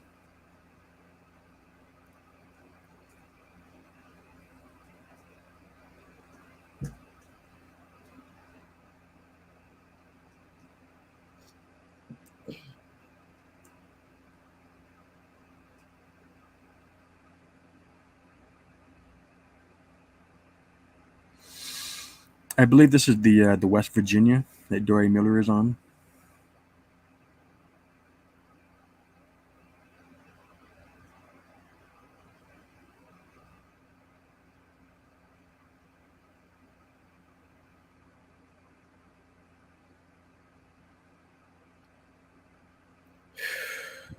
You know that's not over dramatic. That actually happened. Dory Miller was at the captain's side when he died.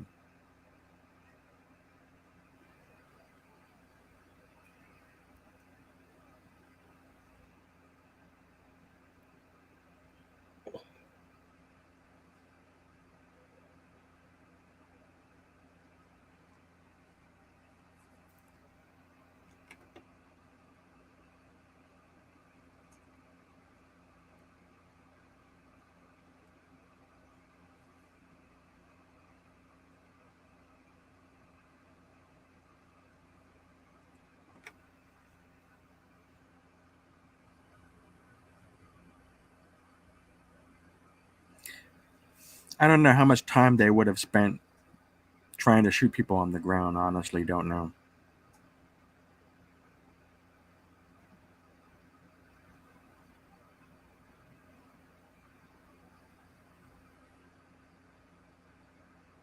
Well, they're trying to destroy the air, like the tarmac, right? And Yeah, the the attack came in two waves. The first wave hit the battleship road. The second wave started to hit the airfields. Yeah. yeah. There was supposed to be a third wave, but the third wave never took place.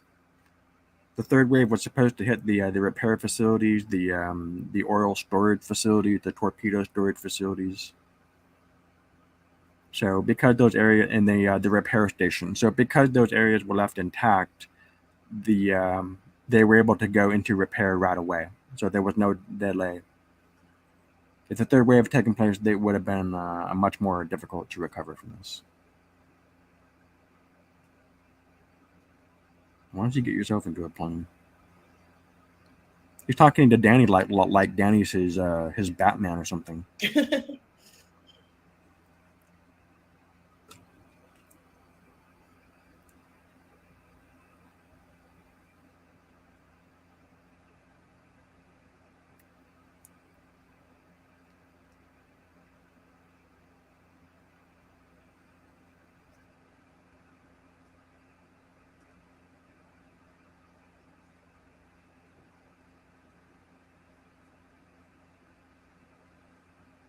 All right. So this is true. Dory Miller does get on this gun, Oh my gosh.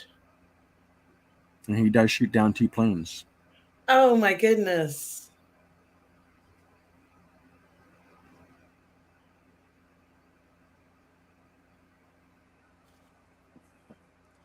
I didn't know anything about this.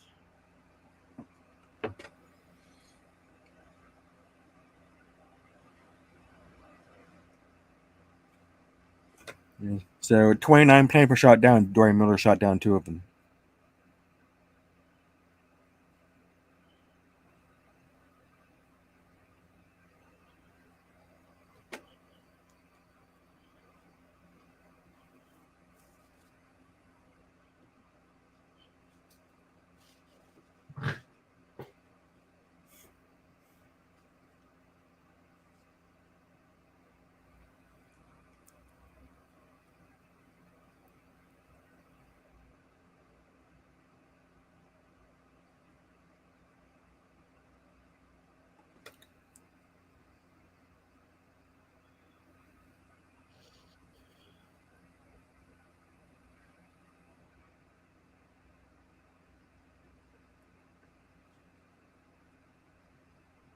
Yeah, getting them away from the windows are probably.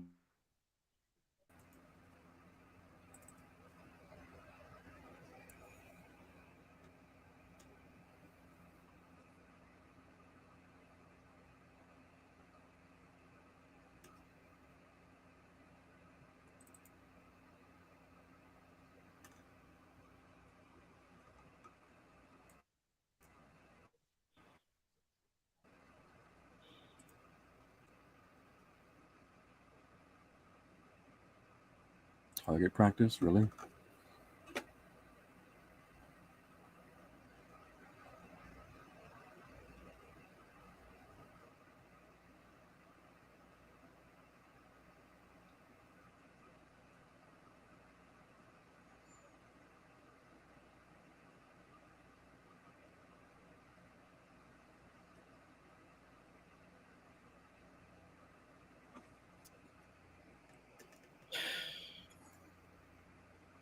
Yeah, I didn't like that scene.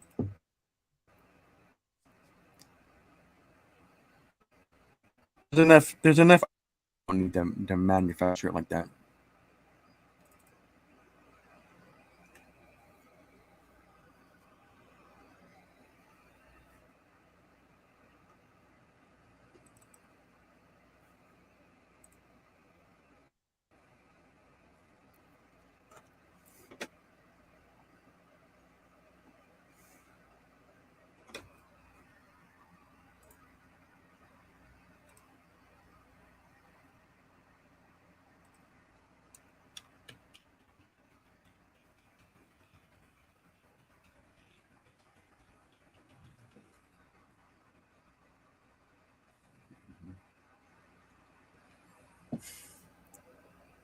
I believe that's the Oklahoma where they're showing. Hmm. Yeah, the Oklahoma did capsize like that.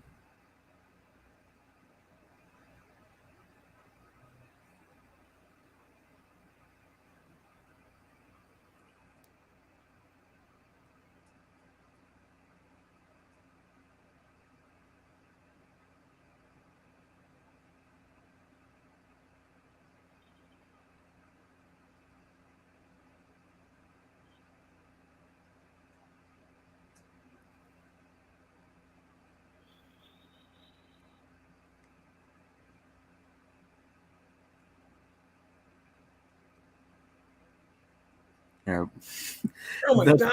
yeah, those planes are flying way too low. Yeah, look at this. Oh my god. Yeah, that was a silly shot. Yeah.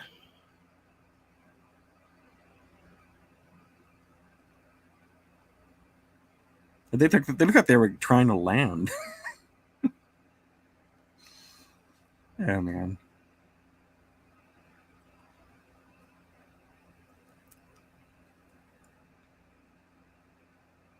So I see what you're talking about right now, Darth Plato, that where they're dropping those torpedoes. Yep. Yeah, the chain they made to the torpedoes would not have been is what made this possible.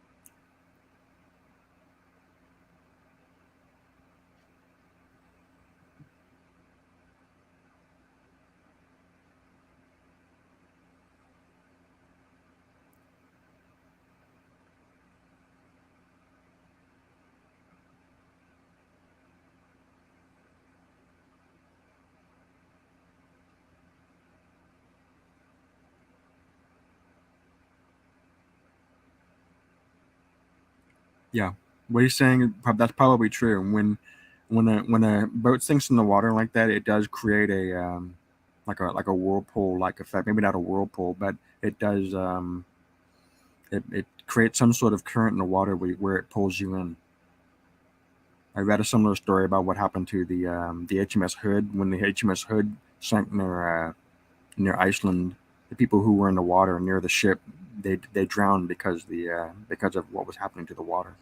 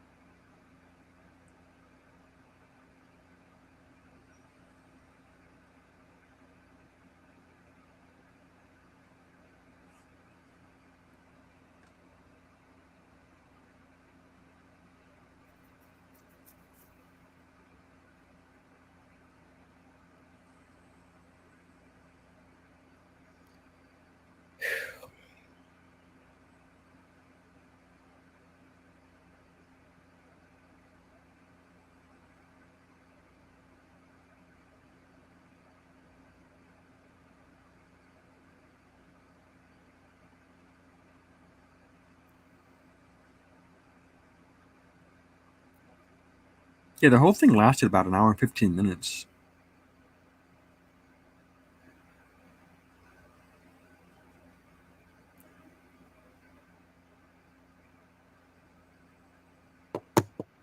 It certainly is hard to watch these scenes. But FDR is right though. They to allow such a large group to get this close to them, yeah, it's very silly. Another thing, the reason why so many planes were destroyed on the ground is because they were guarding. They were more concerned about sabotage because there was a high number of Japanese living on in Hawaii. They had an unusually large Japanese population, so they were concerned about sabotage. So all the planes were bunched together, really close together, so that it would be easier to have a perimeter around the plane to make sure some a-hole didn't go in there and sabotage the planes. And it just made it easier for the Japanese planes to bomb them on the ground.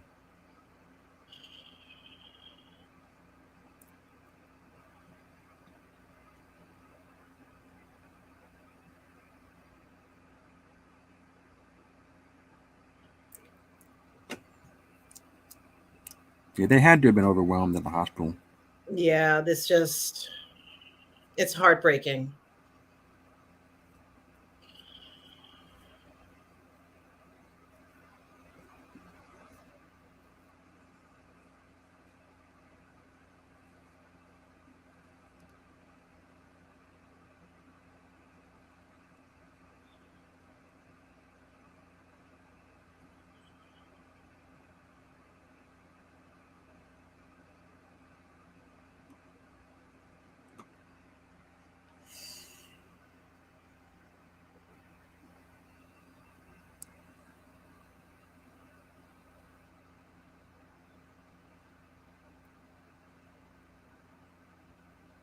I think you have to do more than put your finger in there. You have to actually squeeze the artery.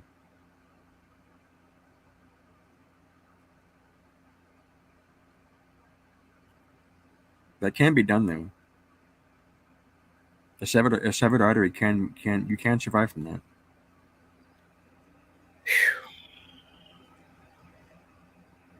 So that was just the first wave. Jeez.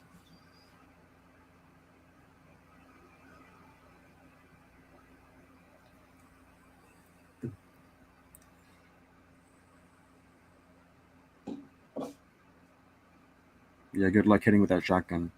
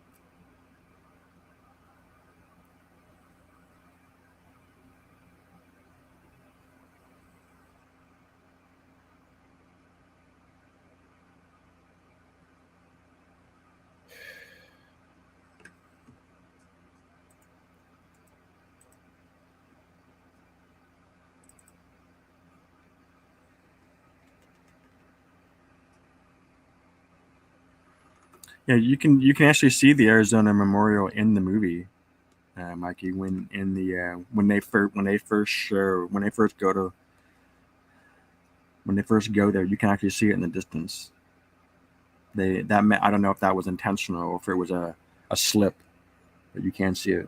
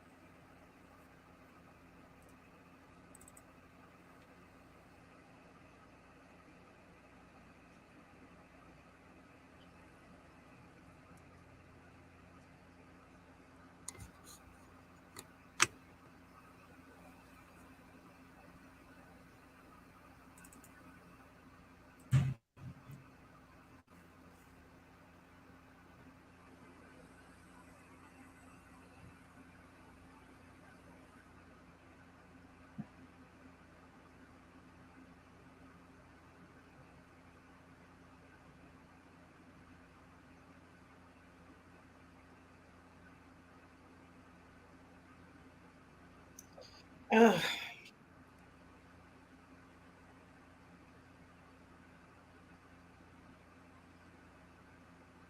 it's really hard to watch.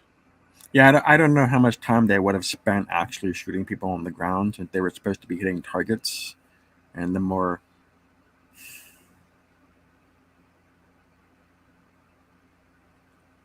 mm, yeah, I'm not saying it didn't happen. I just don't know how much time they would have actually spent doing it. Or so you see the red and white checkered water tower. That's very common in military installations. There's an Air Force base near me. There used to be, and they had a tower that looked exactly like you could see it from the distance. The red and white checkered water tower. And guys, we are at almost 2 hours. As Tom Jr. Jackson says, this film does fly by fast. Yep. This movie is 3 hours long, and the entire attack was about 15 minutes.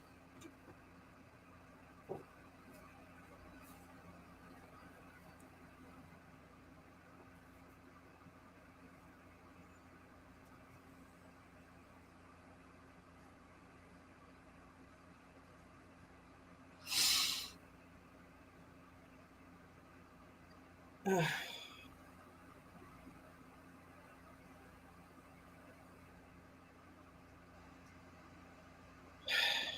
Yeah, Irene, I'm kind of liking this film.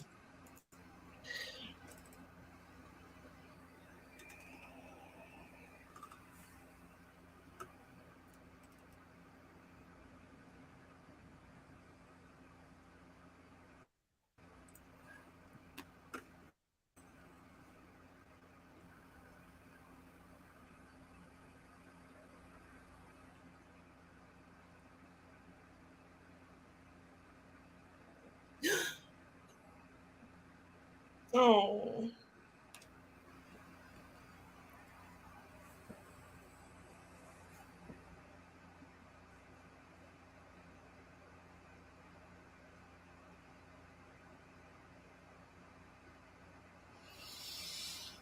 Michaelito, are you telling me that there's another shift in this film?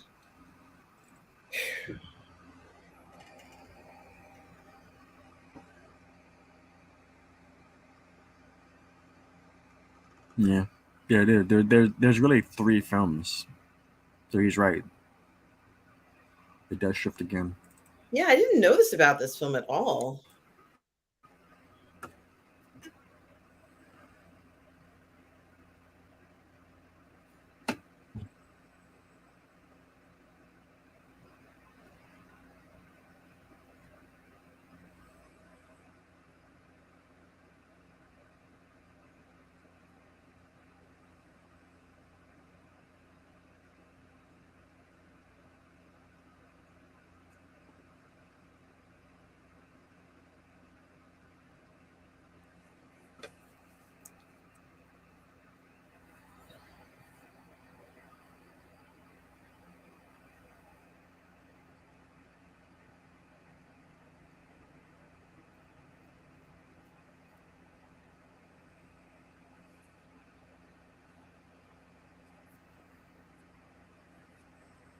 Well, they certainly did damage from the ground. The 29 planes were shot down, and 74 were damaged.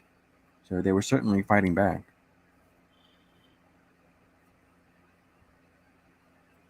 Did you see how low that plane was? No way.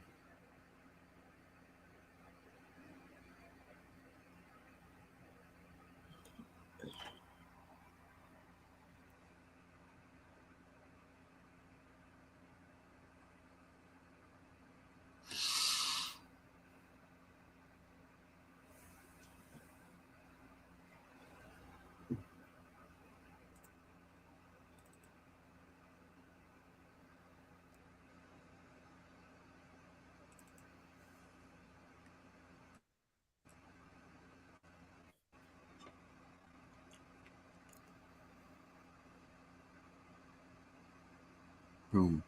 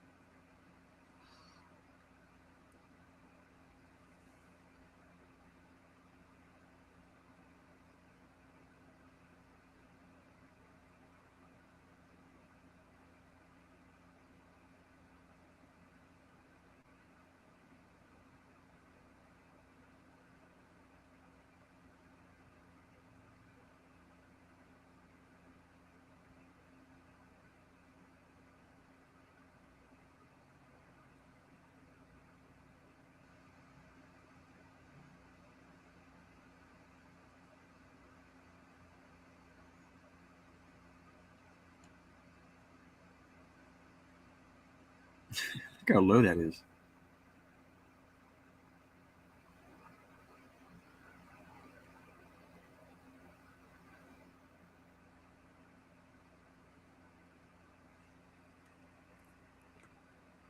Three? Why would there be three?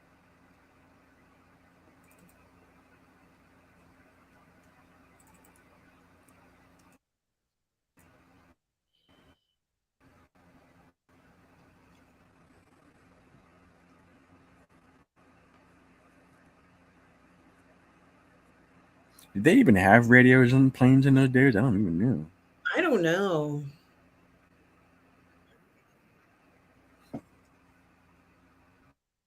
Maybe an emergency frequency or something like that, but maybe not as expansive as what we see.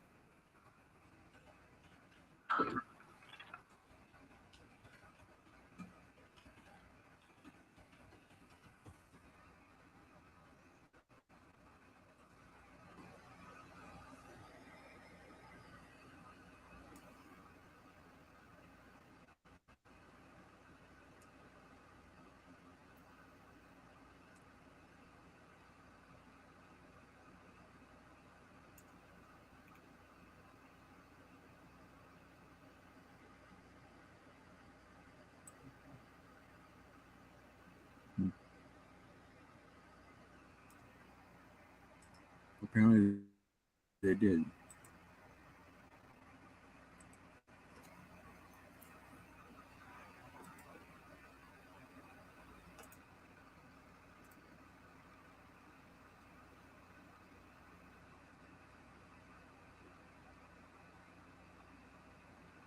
Yeah, Mikey Lito says almost the perfect time for Rafe to get revenge on Danny, but he's not thinking about that now. Also, the scene was a callback to the flying scene on Long Island and Mitchell Field.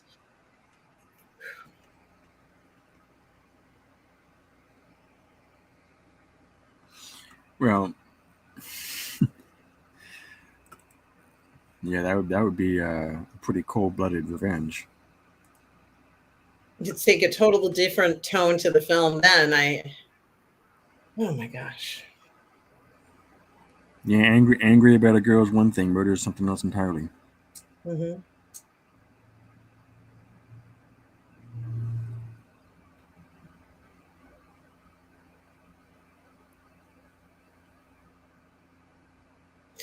Robert Collins says they did have radios only, Yeah, they did. VHF Yeah, only. Thank you, Robert Collins. Robert also mentioned that quite a few of the ships after the attack managed to go back into service just a they few did. short Yes. months after the attack.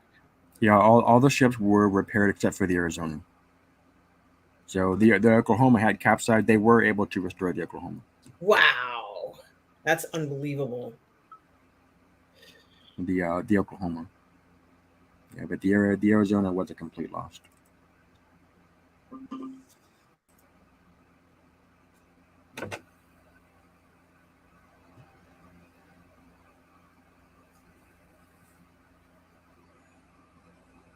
That's a lot of clouds. Was there even that much cloud that day? We're prepared to launch a third wave. We no longer have surprise. We will withdraw the third wave. That's quite a decision. Yep. There was no. That's right. There was no third wave.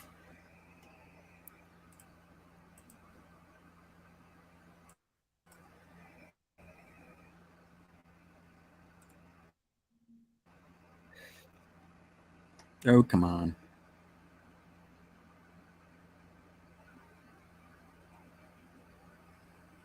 Yeah, Naguma was actually a pretty cautious commander. He didn't believe in this mission, and he was criticized for it by the Japanese.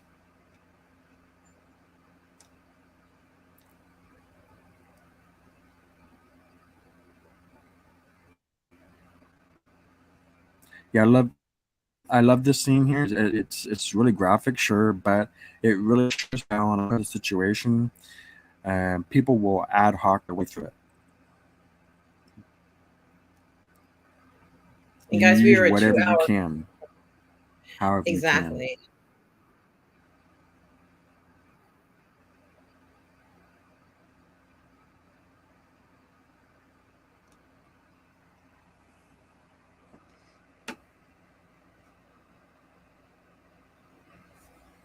She has to triage. Yeah.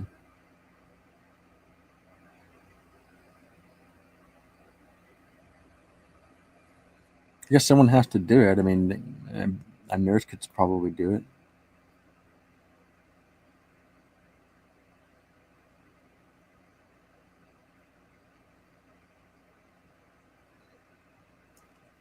Seems like a doctor really should be doing this, though.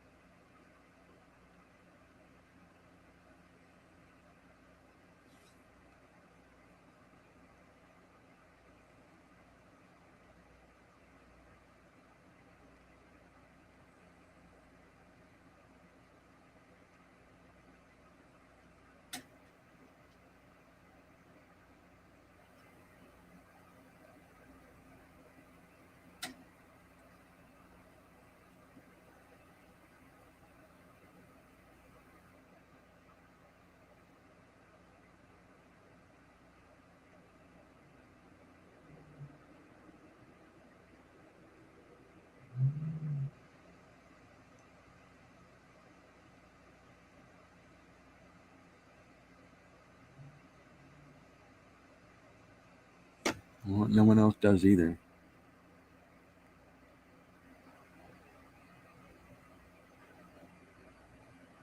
Yeah, Mikey Lito. It would have been a very different outcome if they had done that third wave, Mikey Lito. I can't even imagine it.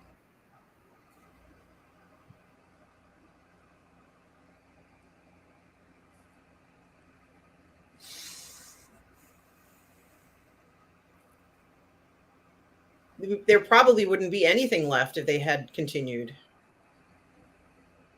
There's no way to know. Look, people are really ingenious when you put their minds to it. I'm sure they would have figured out something that the U.S. was able to get on their feet inside 6 months. But that's a different story, different movie. And here's the soundtrack with Hans Zimmer. Certainly, very Yeah. profound soundtrack here. It's not my favorite Hans Zimmer, but it's serviceable.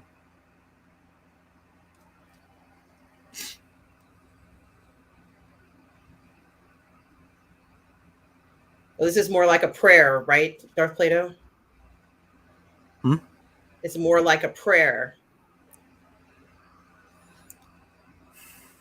Yeah. What else is there?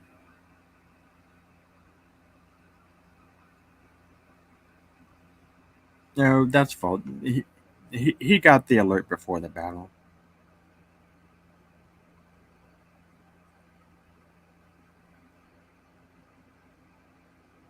But he was sacked, Admiral Kimmel.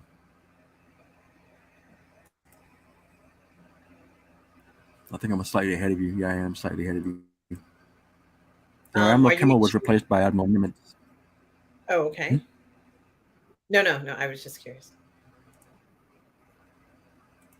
That's a great scene with Dory Miller. Dory Miller picking up the flag.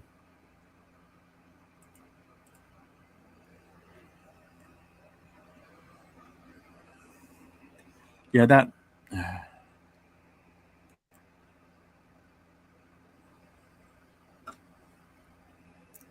Yeah, the line there that by Yamamoto is not historically verified. That's a legend.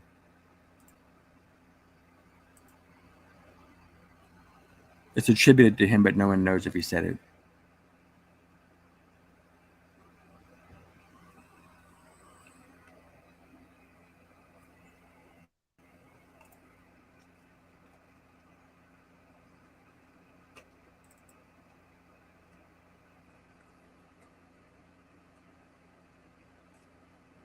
Yamamoto was an interesting guy. He's a very astute guy.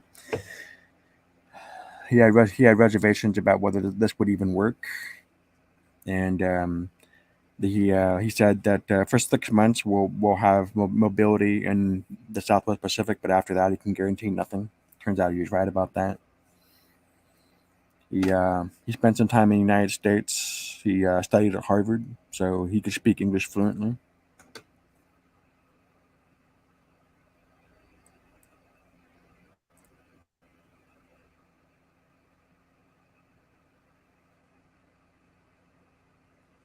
And we just hit the two, oh yeah, we're past 2 hours now. Yeah, we are. So that whole scene was about what 45 minutes. Yeah, it was a decent amount of literally war footage. A Yeah, lot more that's than a what I pretty thought we would be getting. sustained combat scene. Yeah, this I don't know about this scene might be overly dramatic.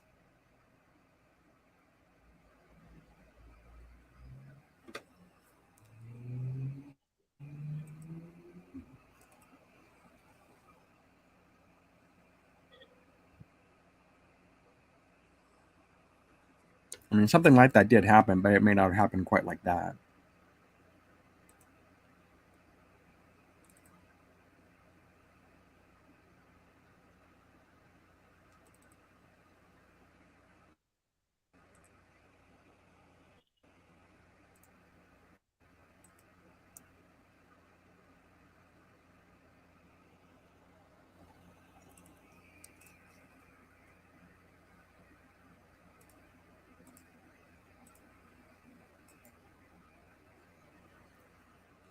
And that's the famous speech.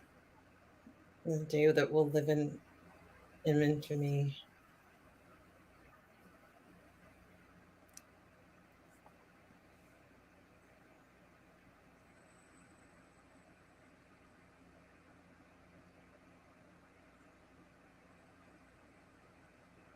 The reason why he says the date that shall live in infamy, the infamy, what he's referring to there was a line that they really pushed in their PR, was that there was no declaration of war before the attack, and there was a diplomatic push for peace leading up to the last moment. That's why they're calling it infamous, because they were basically leading you to believe that there was a diplomatic way out when in fact there was not. And so they declared war, but they did it in the form of a sneak attack. And that's why they're calling it a day of infamy. And going to war without a declaration of war was especially forbidden by what's called the Hague Convention, which is a product of the lawyers, really.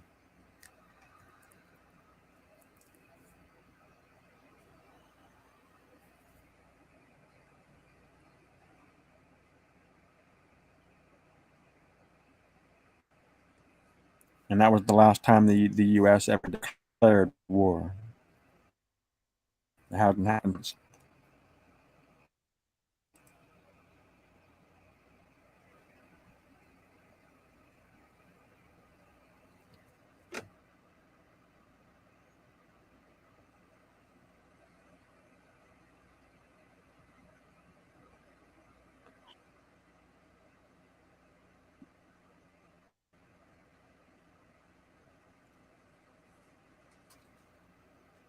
They did. They did consider them inferior.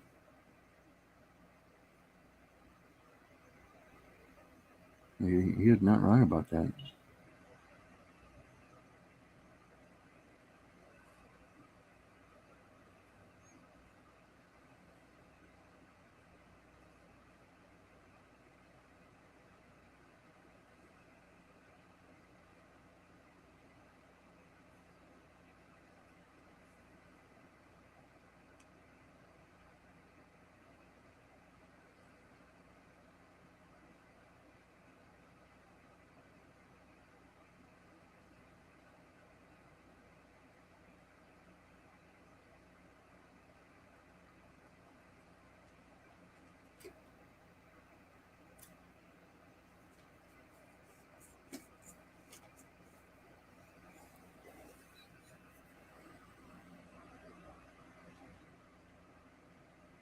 That's a BS line. Yeah, Jesus. Marshall would never have said that.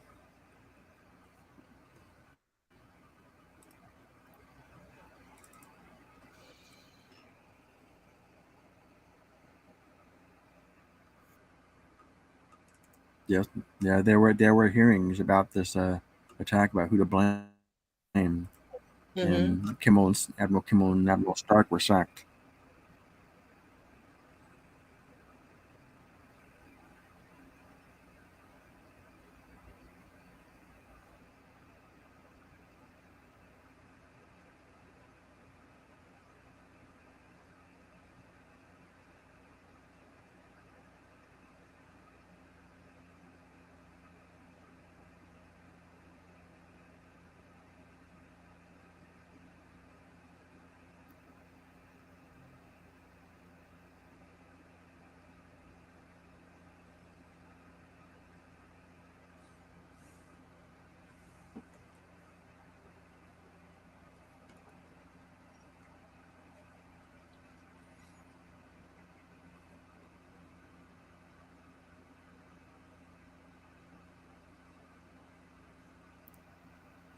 Yeah, I don't know about that.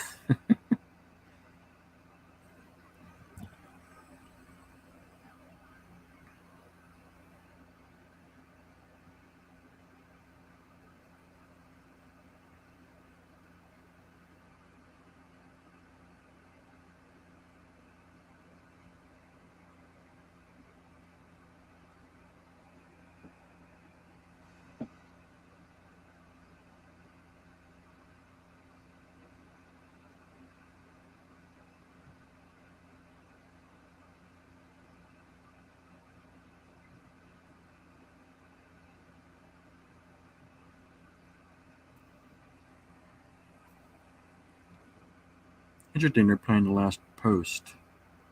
I guess did taps not exist then?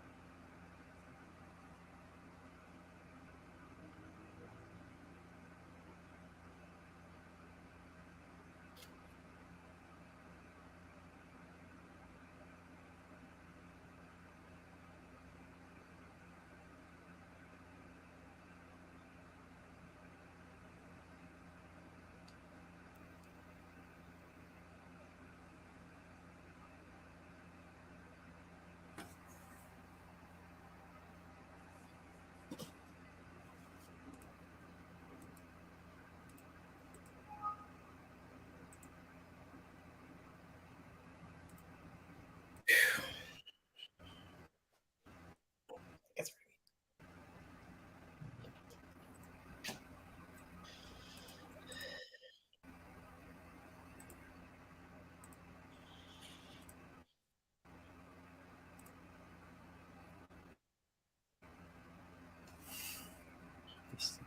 Well, yeah.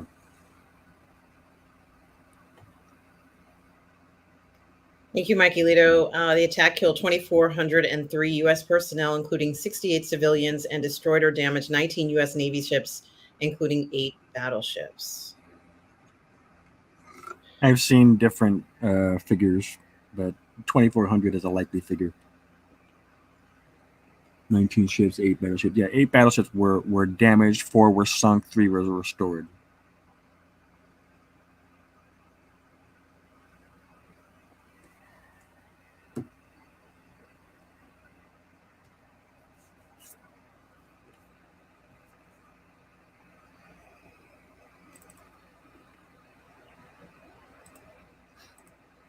She can't leave on bad terms with either of them. That's good. Yeah, you might be right.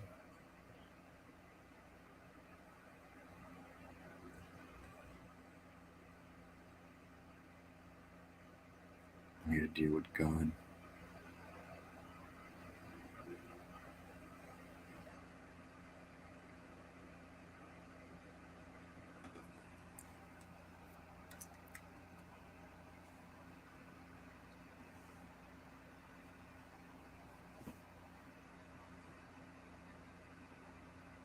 Oh my God. Okay.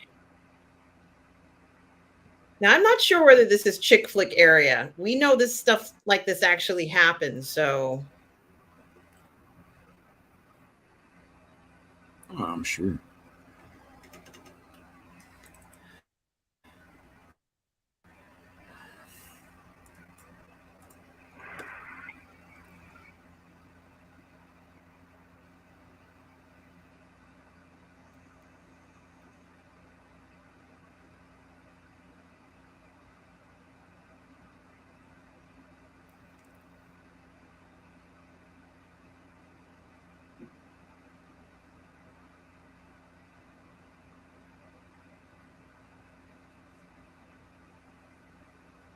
so then why did you tell him?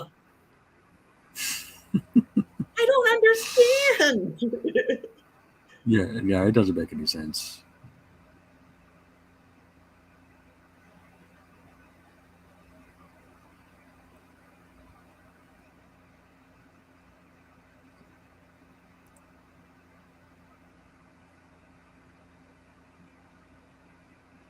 So she's going to marry one guy and be thinking of another one? Ouch. Yep. I can't. Or at least, that's how it's shaping up right now. She has to leave on good terms with both of these guys because they don't deserve being in a situation where they, you know what I mean? Like she has to leave them in good spirits. Am I liking the tonal shifts? Yes, Mikey Lito, I am kind of liking this. She has to choose between these two guys. Maybe she has to. I can't. I can't even think about this right now. I can't. I'm sorry. It's they didn't have to do this in this film. I mean, No, it's I don't really okay. like the tonal. Yeah, I didn't like the tonal shift. No. I got to be honest with you, Mikey Lito. It's what happens in the tonal shift that is questionable. Because what she should have done was to cut it off with both of them. That's what she should have done at this point. But she almost can't because if she does that, then they'll be all upset and going out to war. It's not cool. Goodness gracious.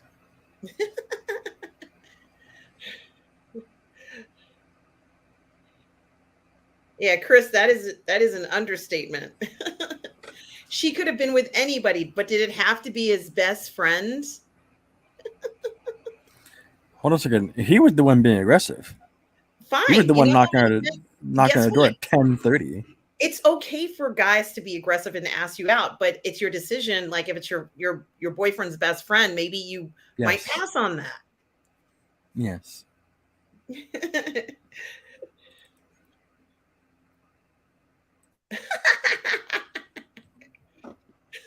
Kayleen, I can't. I can't.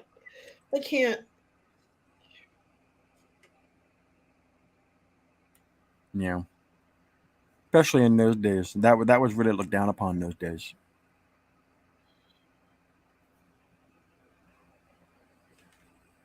You could, I mean, sure, in those days, they could deny you a house. They could deny you all kinds of stuff on just on something like that. Mm-hmm.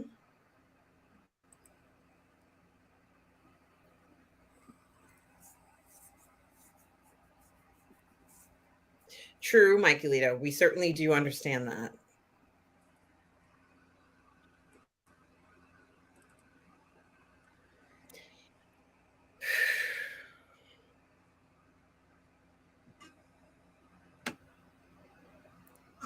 Hmm. He was declared dead. That's true. It's almost like everybody's in the wrong. You know what? I'm not going to be. I'm not being judgmental of any of the characters in the story. It's a story. You know, I'm not judgmental of anybody. No, But she can't leave those guys he's in a bad burning the mood. letters. Mm-hmm. She's got to do. She's got to do right by both of them. I don't know how, but she has to. Mhm.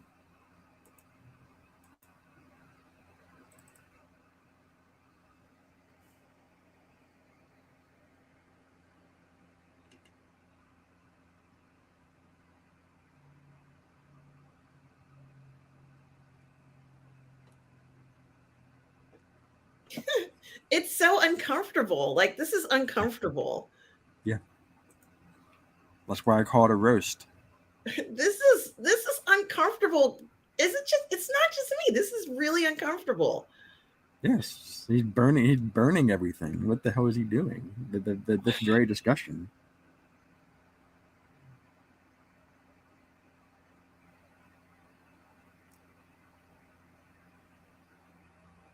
And Robert says they thought he was dead and he was a common connection. Yeah, absolutely. Absolutely. But Yeah. oh man.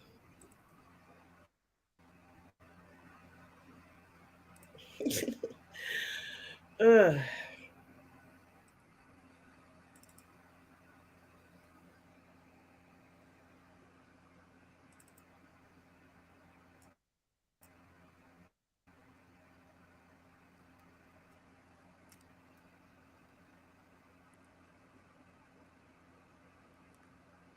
Oh man, why'd you have to go there?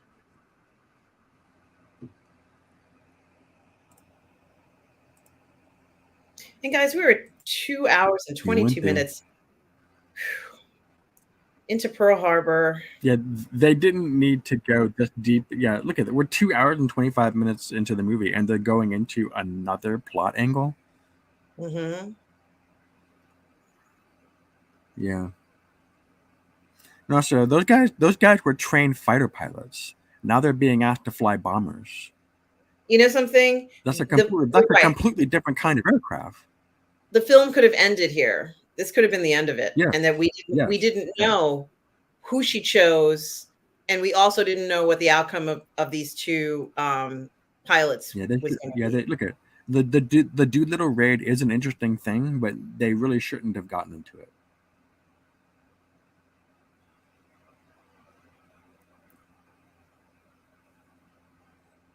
Well, you know something, Tom Jr. Jackson?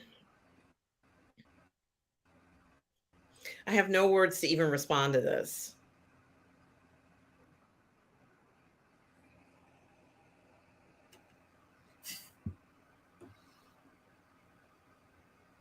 Yeah, this is exactly it, Chris. Imagine coming back after they thought you were dead, and you find out your best friend got, well, this probably did happen. Things like this probably happened. But Yeah, he came back from the dead only to die.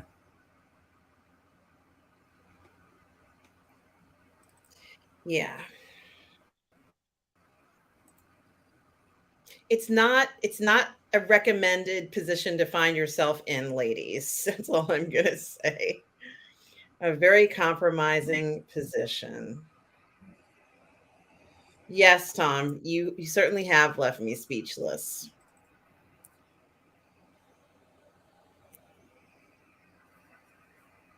I guess she felt she'd lost Rafe and she didn't want to lose the other guy. So she's like, I don't even care anymore what happens. I'm going to go for the relationship 100%. Maybe that's why she didn't use anything like kind of protection or anything. I don't know. Well, maybe if she did lose him, yeah. Well, yeah, at the time, yeah. I don't know that the whole thing seemed like a whirlwind It is. at the time.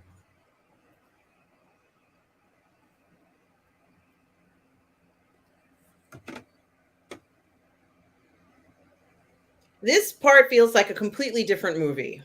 Yes, yes, it does. This is, I don't know how do you guys in the chat feel? For me, 2 hours, 20 something minutes. This should have been the end of it. Feels like this is a different film altogether. I don't even know what I'm watching here. This is, Yeah, they didn't need to show this. He really didn't. Michael Bay didn't. I don't know what Michael Bay was thinking. I don't either. Get my drink here. It would be like watching Titanic, and then in the final scene, you find out, oh, there's another 45 minutes of this movie. Yeah. Yes.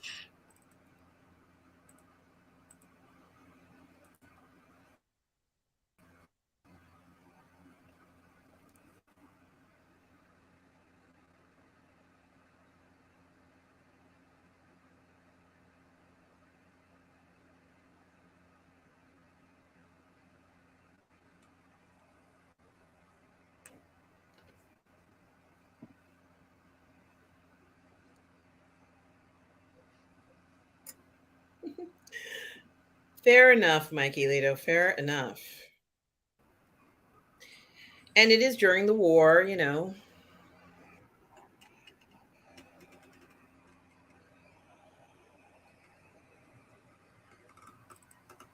Hmm.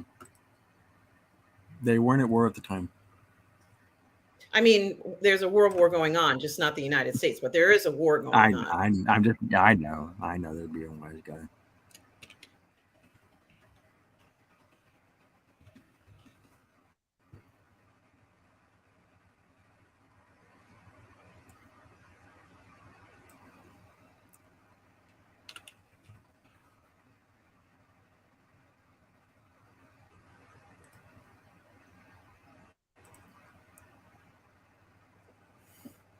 Well, that's the guy that had the shredded artery, and she was sticking her fingers in his neck.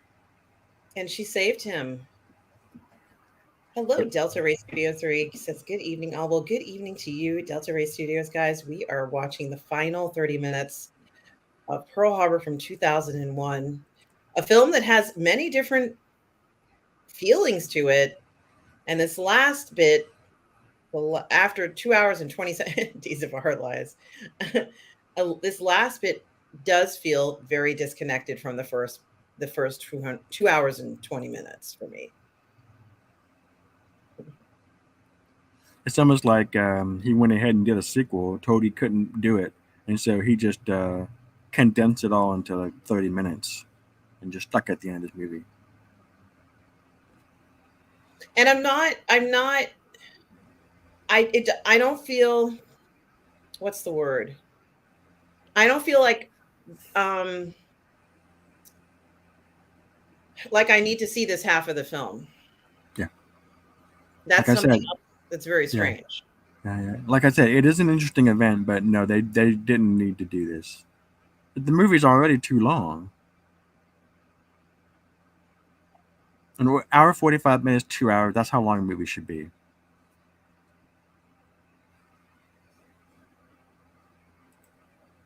I don't It's know. almost like a military recruiting film. There's nothing stronger than the heart of a volunteer.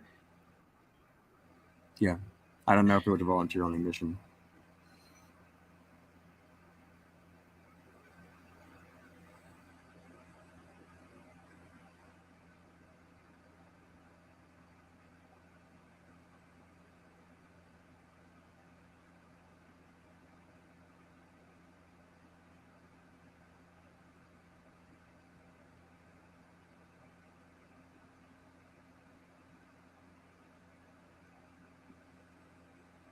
Well, Tom Spartoldi, get that AC fix. I hope the HVAC person comes by. Yeah, Doodle did fly with them. That's true.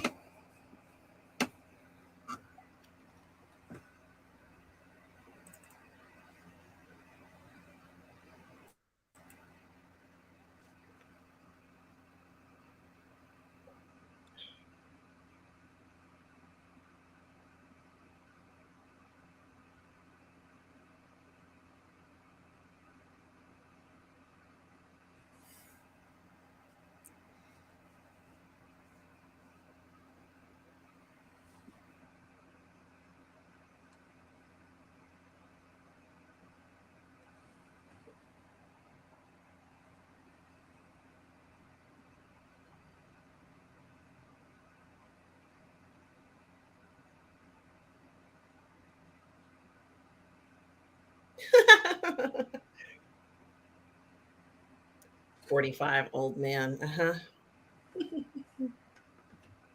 That's funny. Compared to Yes. them, I'm sorry, go ahead. yeah, he is an old man.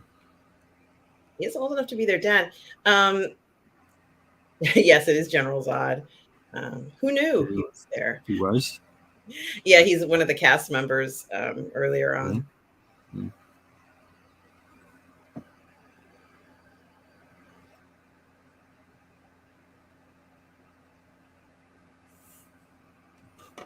You know, or the orphan Annie, what that's a reference to? Yes. Okay. Michael Shannon. Thank you, Mikey Lito.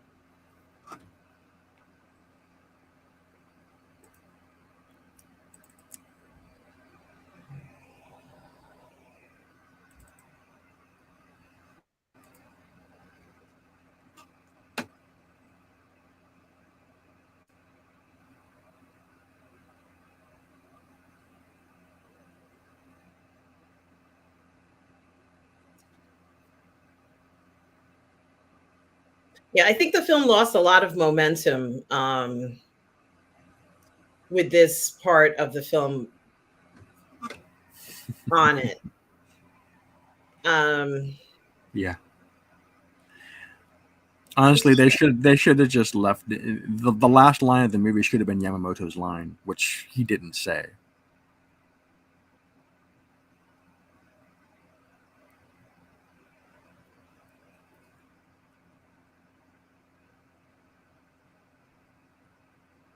Pretty bold. That is true though. That they launched early. They launched 12 hours sooner than they should have. So that did happen. And it's interesting, the film goes by quite quickly for the first 2 hours and 20 minutes, and this part feels so disconnected. Yeah. But, It should have been a separate movie. It really should have. Like I said, this is an interesting event. They should have made it a separate movie. agreed. And hello, El Nini. It's RM and Darth Plato here today, just the two of us and you guys in the chat. We're doing this live watch party of Pearl Harbor from 2001. We're in 2 hours and 30 minutes, pretty much at the final stretch. Good to see you.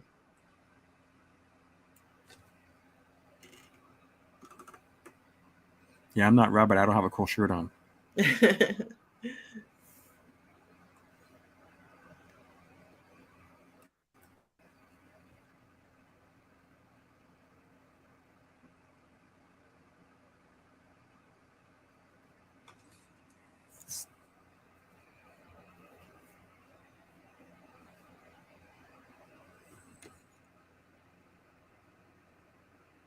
Yeah, Mikey Little, that's a good point. That would have been interesting. Yeah, I do actually love Ben Affleck in this. And Josh Hartnett is great in this.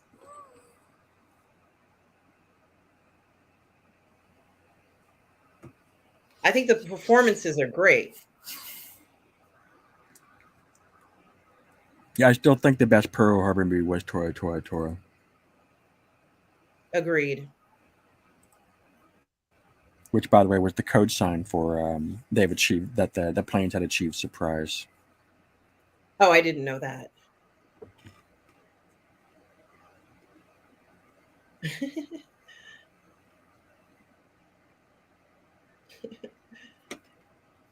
He's probably right about that. That's a really dangerous thing they're doing. Launching army bombers from a carrier. This had never been done before. So And did this really yeah, happen, Darth Plato? yeah, yes, So how are they going to land? they don't. So it's a one-way trip. Yes, it is. That's And why this it's a really volunteer only happened? mission.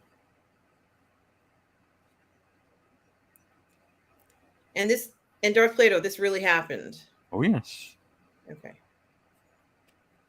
So there is a certain symmetry there with the rest of the movie because the Japanese had did something that was very innovative and had never been done. Well, it had been done before, but not on the scale that the Japanese did it. The first people to do it were the British in the previous year against the Italian target of Toronto. So that was the first time an attack had been launched from a carrier against a target.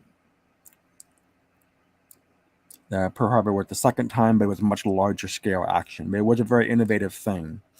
What they're doing here is also innovative. They somehow figured out how to ad hoc strip down a bomber to where it's literally a flying gas can and launch from a carrier.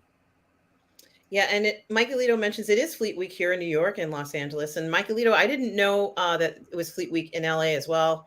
If you happen to be in Manhattan, Staten Island, or San Pedro, visit the ships and the men and the women of the United States Marines, Navy, and Coast Guard. Certainly something to look forward to. I love Fleet Week, Mikey Lido. I had no idea it also took place in Los Angeles. Thanks for letting me know, Mikey Lido.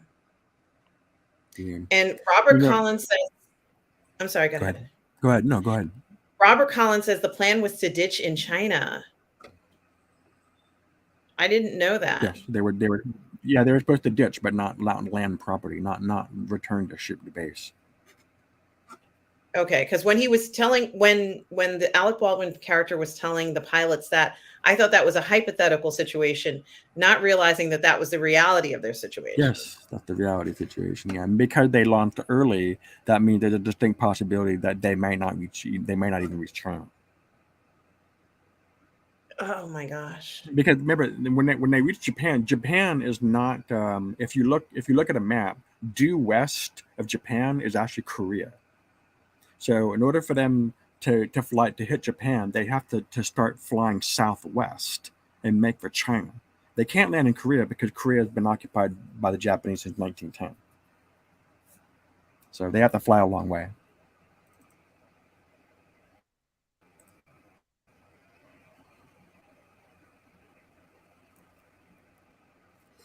Yeah, another angle that you don't hear a lot about the Pearl Harbor attack is the aftermath, is the chaos that happened in California. There was madness all across the state of California after that attack. The San Francisco and Los Angeles were completely blacked out. People were driving around at night with no lights on, with the city blacked out. It's like it's an unwise thing to do. There was people were very twitchy about the possibility of an attack on the West Coast. There was more than once there was a false alarm. There was a really bad incident in near Los Angeles where an attack was announced and there wasn't one, but it caused a lot of hysteria because of it. The that angle, what happened in L.A., became the subject of a sci-fi novel and a more recently a movie some years ago called Battle of Los Angeles, the attack that never happened. But there was all kind of nutty stuff going on, like in San Francisco. There were people on the radio announcing all kinds of weird, like, oh, I see Japanese near San Francisco Golden Gate Bridge. The Japanese parachuting onto Market Street. There were people running around San Francisco with 2x4s looking for Japanese to beat up. There was all kinds of chaos in the immediate aftermath of the Pearl Harbor.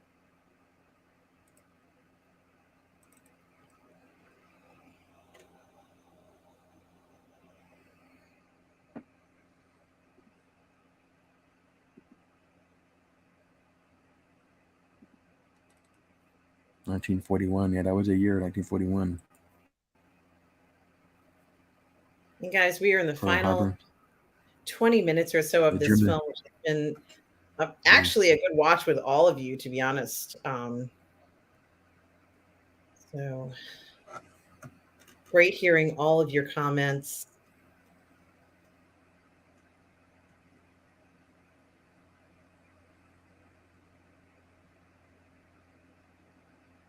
Absolutely, guys. We do have merchandise at the PGS. You should check that out here on the channel. You can also join and become a member of the PGS for as low as 99 cents a month. And then you can go to our member only Zoom calls, which happen twice a month, guys.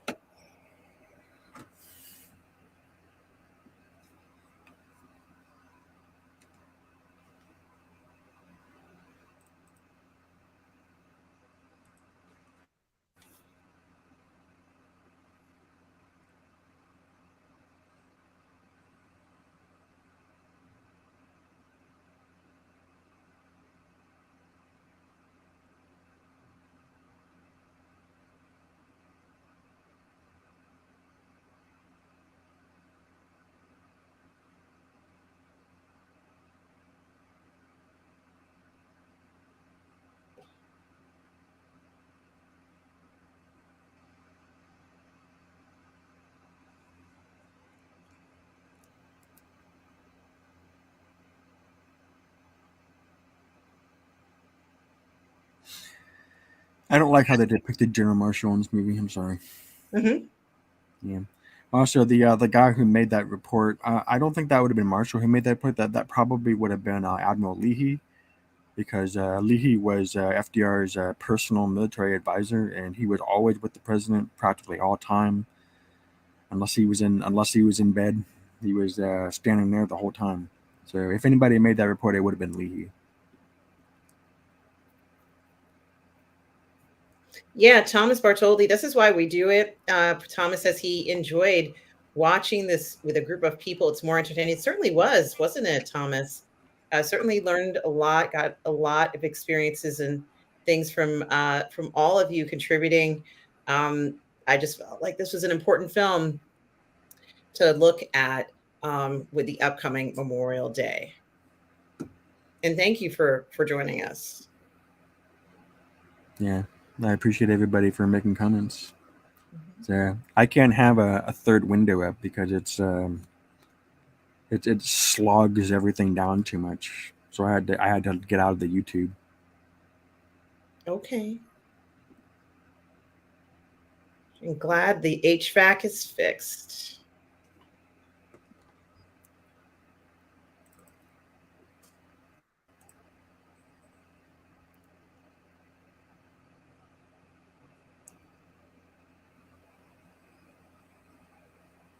Hmm.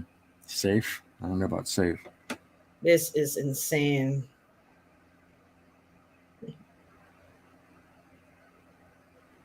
Yeah, I wish I knew where in China they were because there was a considerable Japanese presence in China. This is insane. Like, this is an insane mission. Like, I can't even imagine this. Land in the rice paddy.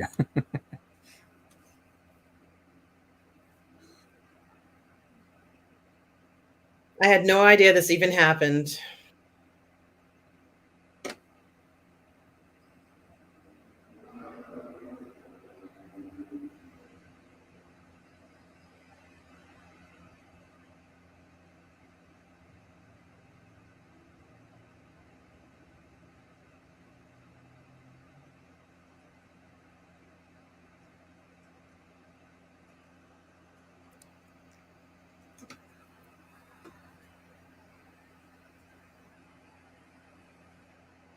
Oh my goodness.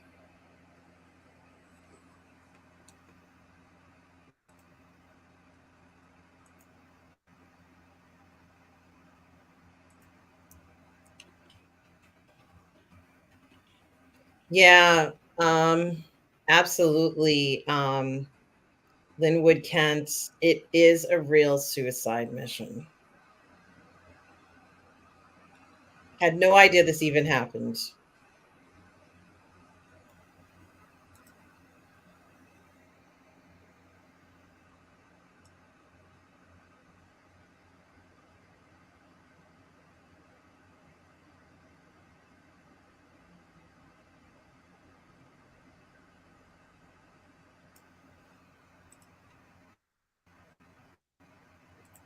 There were, as far as I know, there was only 3 fatalities.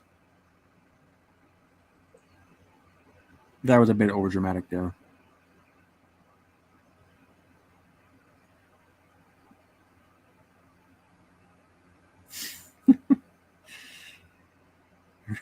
It just happened to be flying over them.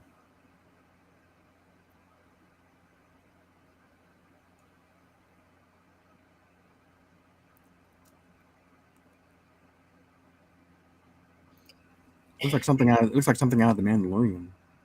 Mhm. And this is honestly true, Mikey Lito. This is actually true. Stop it.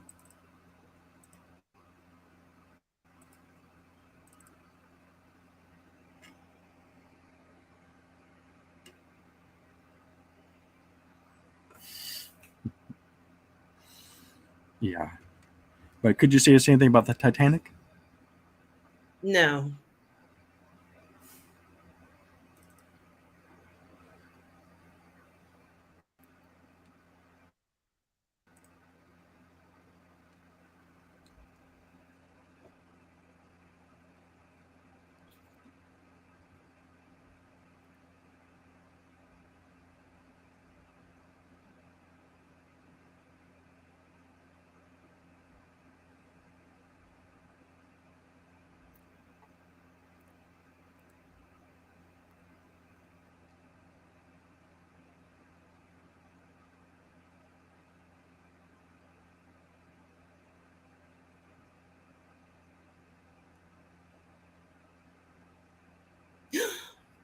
Ah.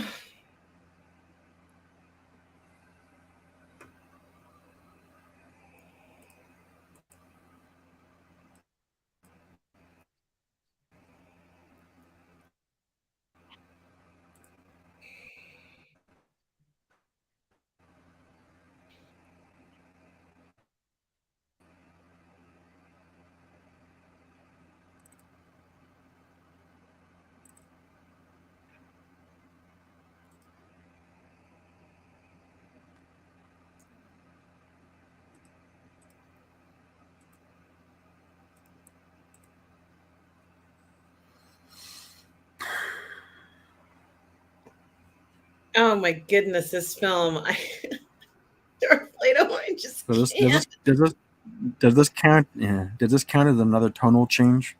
Yes. I can't take this. Gosh.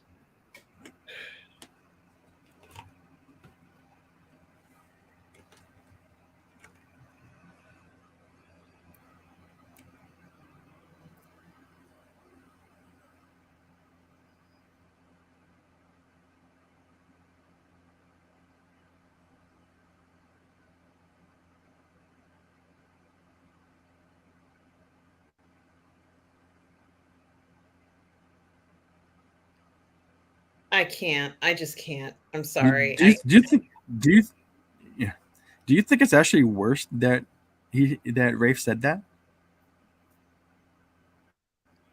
No, it's Okay. I don't even know what to think because Okay. he's telling him something right before he's about to die that hey, you can't die because you're going to be a dad, and then it's like then he has an internal conflict. But Mm. I think what they could have been saying stuff was like, I know you fell in love with her, and I know it's not your fault. How about something like that? I still value you as a friend. I love you, man. Well, that would have made sense though.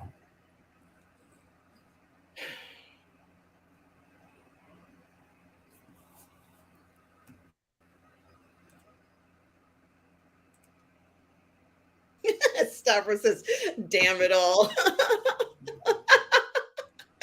Stavros. Yeah. Yeah. Um, Damn it all to hell. Yeah. yeah, that, well,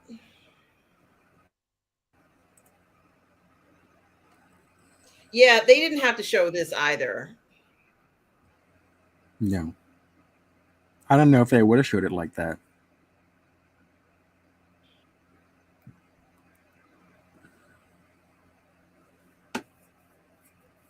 Well, like I said, Yeah, three men did die in that mission, but I believe they were executed.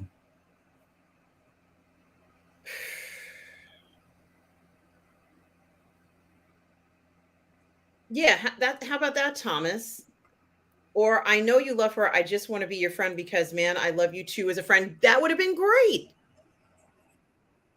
But maybe not a good time to start talking about babies, you know? That's exactly what I was trying to get at. Maybe that wasn't the best way to go about that.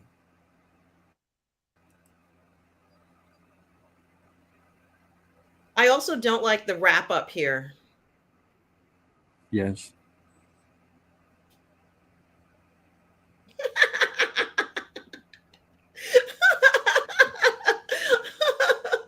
Tom, I have no words for this.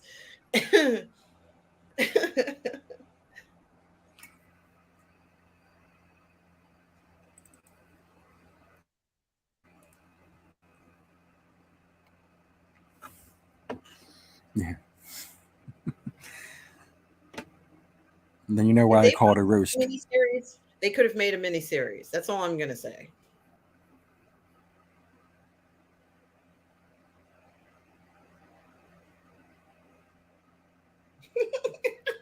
Yeah, the Arizona. Yeah, the Arizona was the flagship of the American fleet when it went to World War One. I love you, man. Thank you, Tom. That's all we needed to hear, as far as I'm Look concerned. at this ending.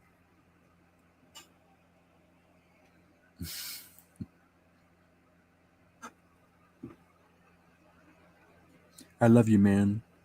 I guess you're not gonna be needing the shoes no more.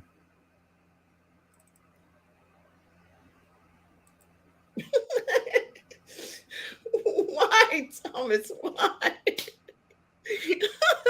Thomas. So what? They went to live in a barn.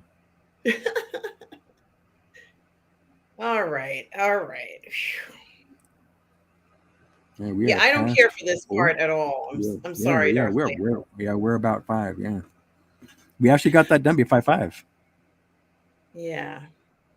And thank you, Mikey Lito, for the kind words. Says, well, thanks to the viewers of Positive Fandom and the Burnett Network for making this an enjoyable. Yeah, it was enjoyable. It was fun watching this. I have to say, I didn't know how I was going to feel about this film or what to make of it. It was such a different experience. But to be honest with you, at the end of the day, um, it is a film about Pearl Harbor. And I think it'd be interesting. Thomas, I can't even go there. It is a film about Pearl Harbor, and I'm so glad that we got a chance to watch this film, Darth Plato. It certainly is an involved film. It's not sort of a simple 5 minute thing. We've talked about it through the whole film. As I said, it felt like that third part, I guess, was not really part of the film. They wanted to include it for some reason. Maybe it was part of the contract. He had to include that in the movie. And as you said, maybe he said, "Oh no, I'm still going to include everything else I want to include," and ends up being uh, 3 hours long. But I don't regret watching it. I don't regret watching it. I think that it was worthwhile making it. And honestly, the love story in the beginning was good. Maybe just could have been placed differently. Done things a little differently. I'm not going to say it's a complete failure. I would say I'd give it like a 7, only because of those shifts were so you could really feel that it didn't have that flow. So it's like it shifted out of something to another. And I've never really watched a film that had shifts like that. I really don't even think I I've don't ever think I seen have it. either. What about you, Darth Plato? Well, the way I look at it, it's Michael Bay's attempt to recreate Titanic, and instead it went down like the Titanic. Well, yeah, maybe it did. However, the battle scenes were certainly uh, maybe the best part of the film, I think, and did a good job of showing the action. Reasonably so. I agree that they maybe not focus on those two guys so much because there was the Dory Miller part was good. There were a lot more people than that were trying to get into the air than just those two guys. Rafe and his Batman. Uh, it was effective. I'm not going to deny that. It was Um, it was interesting to be able to get in my commentary about what was going on at that time and what that it's. So there's a lot of misunderstanding about that event. yeah, and I'm glad I watched it. I'm glad we picked this film. It did feel very different watching it with all of you who are here as well, and getting your opinions about the film and what type of experience it was going to be. But I just want to say I'm glad we watched it. And as I said, Memorial Day is coming up. So that was, the main reason why we were bringing this film up and felt it was important to do that. And Michael Leader, you already mentioned Fleet Week. It is Memorial Weekend coming up.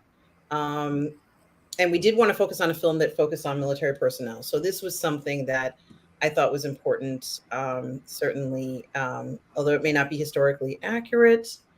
I think for cinematic value and to bring attention to an event that clearly was had such an event change history more or less. I think it does its job, but there are going to be discrepancies in it, and this romance they felt they had to add in there. Yeah, it was fun watching with you too, Thomas. Any last words on the film, Darth Plato? Oh boy. Hashtag Pearl Harbor 2. The hype starts now. Oh my gosh. Hey, and Steven Cesardo's film Engaging Lagosphere. Yes, Hey, that is Steven a better movie. Yes. says Tora Tora Tora, you guys should watch also. Hey guys. Well, hey, Steven. Thank you for the suggestion. Maybe we will do Tora Tora Tora. But remember, part of the reason why I wanted to do this movie isn't because I think it's the best Pearl Harbor movie out there. It's because I love roasting this movie. Well, I do want to mention that although it did feel quite disjointed in the beginning, I loved the chick flick element of this. It was total chick flick. She was making love to him in a freaking parachute. She was in the car. They were at the beach. I mean, it was everything that a girl could want and more. And it was actually really nice romance she had with Ben Affleck. Although they didn't take it all the way, it still was also very good. So I'm not, like I said, I'm not judging these characters. I think things could have gone a little different, but it's how it worked out. So there is that. But I want to thank everybody for joining us. Thank you, Tom B. Jackson, moderator, collaborator, and friend, here for this 3 hour live stream where we've just looked at Pearl Harbor, the 2001 movie here. It was such a pleasure seeing all of you here. Jeff Plato, where can people find you? You can find me right here on the It Show, the Positive Fandom, and the Ebert Network. And I believe it's time for Maria's show. I think hers is at what time is her show, Tom Jr. Jackson? Can you please tell me, Tom Jr. Jackson? Is it now? It says it's 8 o'clock Eastern Standard Time here. I think hers was Yes. at 9, but Yeah, I think it's live now. um, maybe Tom can pull that up, guys. You want to go over to, oh gee, this is terrible. You want to go to After the Sequels, and absolutely tune into the stream that's going on there.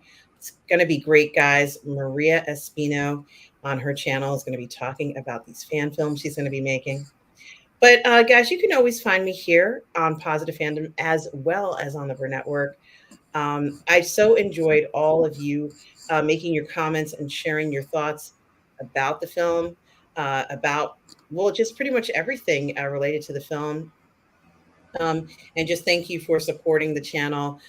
Like I said, Darth Plato and I feel it's very important to continue and to review historical films like this. And maybe we will do Tora one of these days, Darth Plato. We shall see.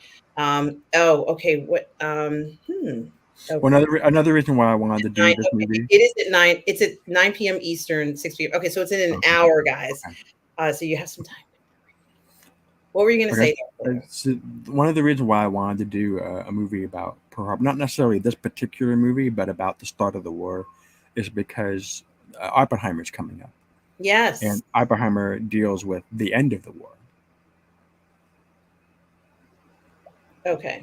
So I thought that there was a certain theme there that I thought we could follow. Okay, I do enjoy that. Thank you very much for bringing that to my attention. Darth World War II is not really my thing, but still. We are going to be reviewing Oppenheimer here on the Burr Network and on Positive Fandom. So you will find us here talking about what's going to be one of the biggest and most important. Yes, Mikey Lito, it is synergistic. One of the most important movies coming out this year, Oppenheimer. And I love the guy who stars in that film. Kiernan's. But we will watch it before we start talking about it. Watch content, form opinion. Absolutely, we're going to do that. And guys, just so you know, check out Maria's Espino's channel, After the Sequels. This is the link. It's in the chat. Make sure you go to that in an hour. It's going to be great. Thank you so much, Thomas Bertholdi. Yeah, it's going to be fantastic. I want to thank you all for supporting us. You got it. And guys, thank you so much. This was a lot of fun. It was an experience that I didn't know it was going to be like this, watching it together with you all, but it was very different watching it together and talking, this interaction that we had, talking about the film. As I said, it's a chick flick in the beginning, and then it changes, and then it changes again, and then again. So certainly something to think about. And guys, thank you for the support. And remember, guys, yes, absolutely. No matter where you are, okay, in the galaxy, always remember. Yeah, we're all channeling our inner Michaelito here. That's right. We are channeling our inner Michaelito. Remember, watch content, form opinion. Live long and prosper. And guys, no matter where you are in the galaxy, always remember to please be kind. Take care, everybody. Bye. Balada Amiki.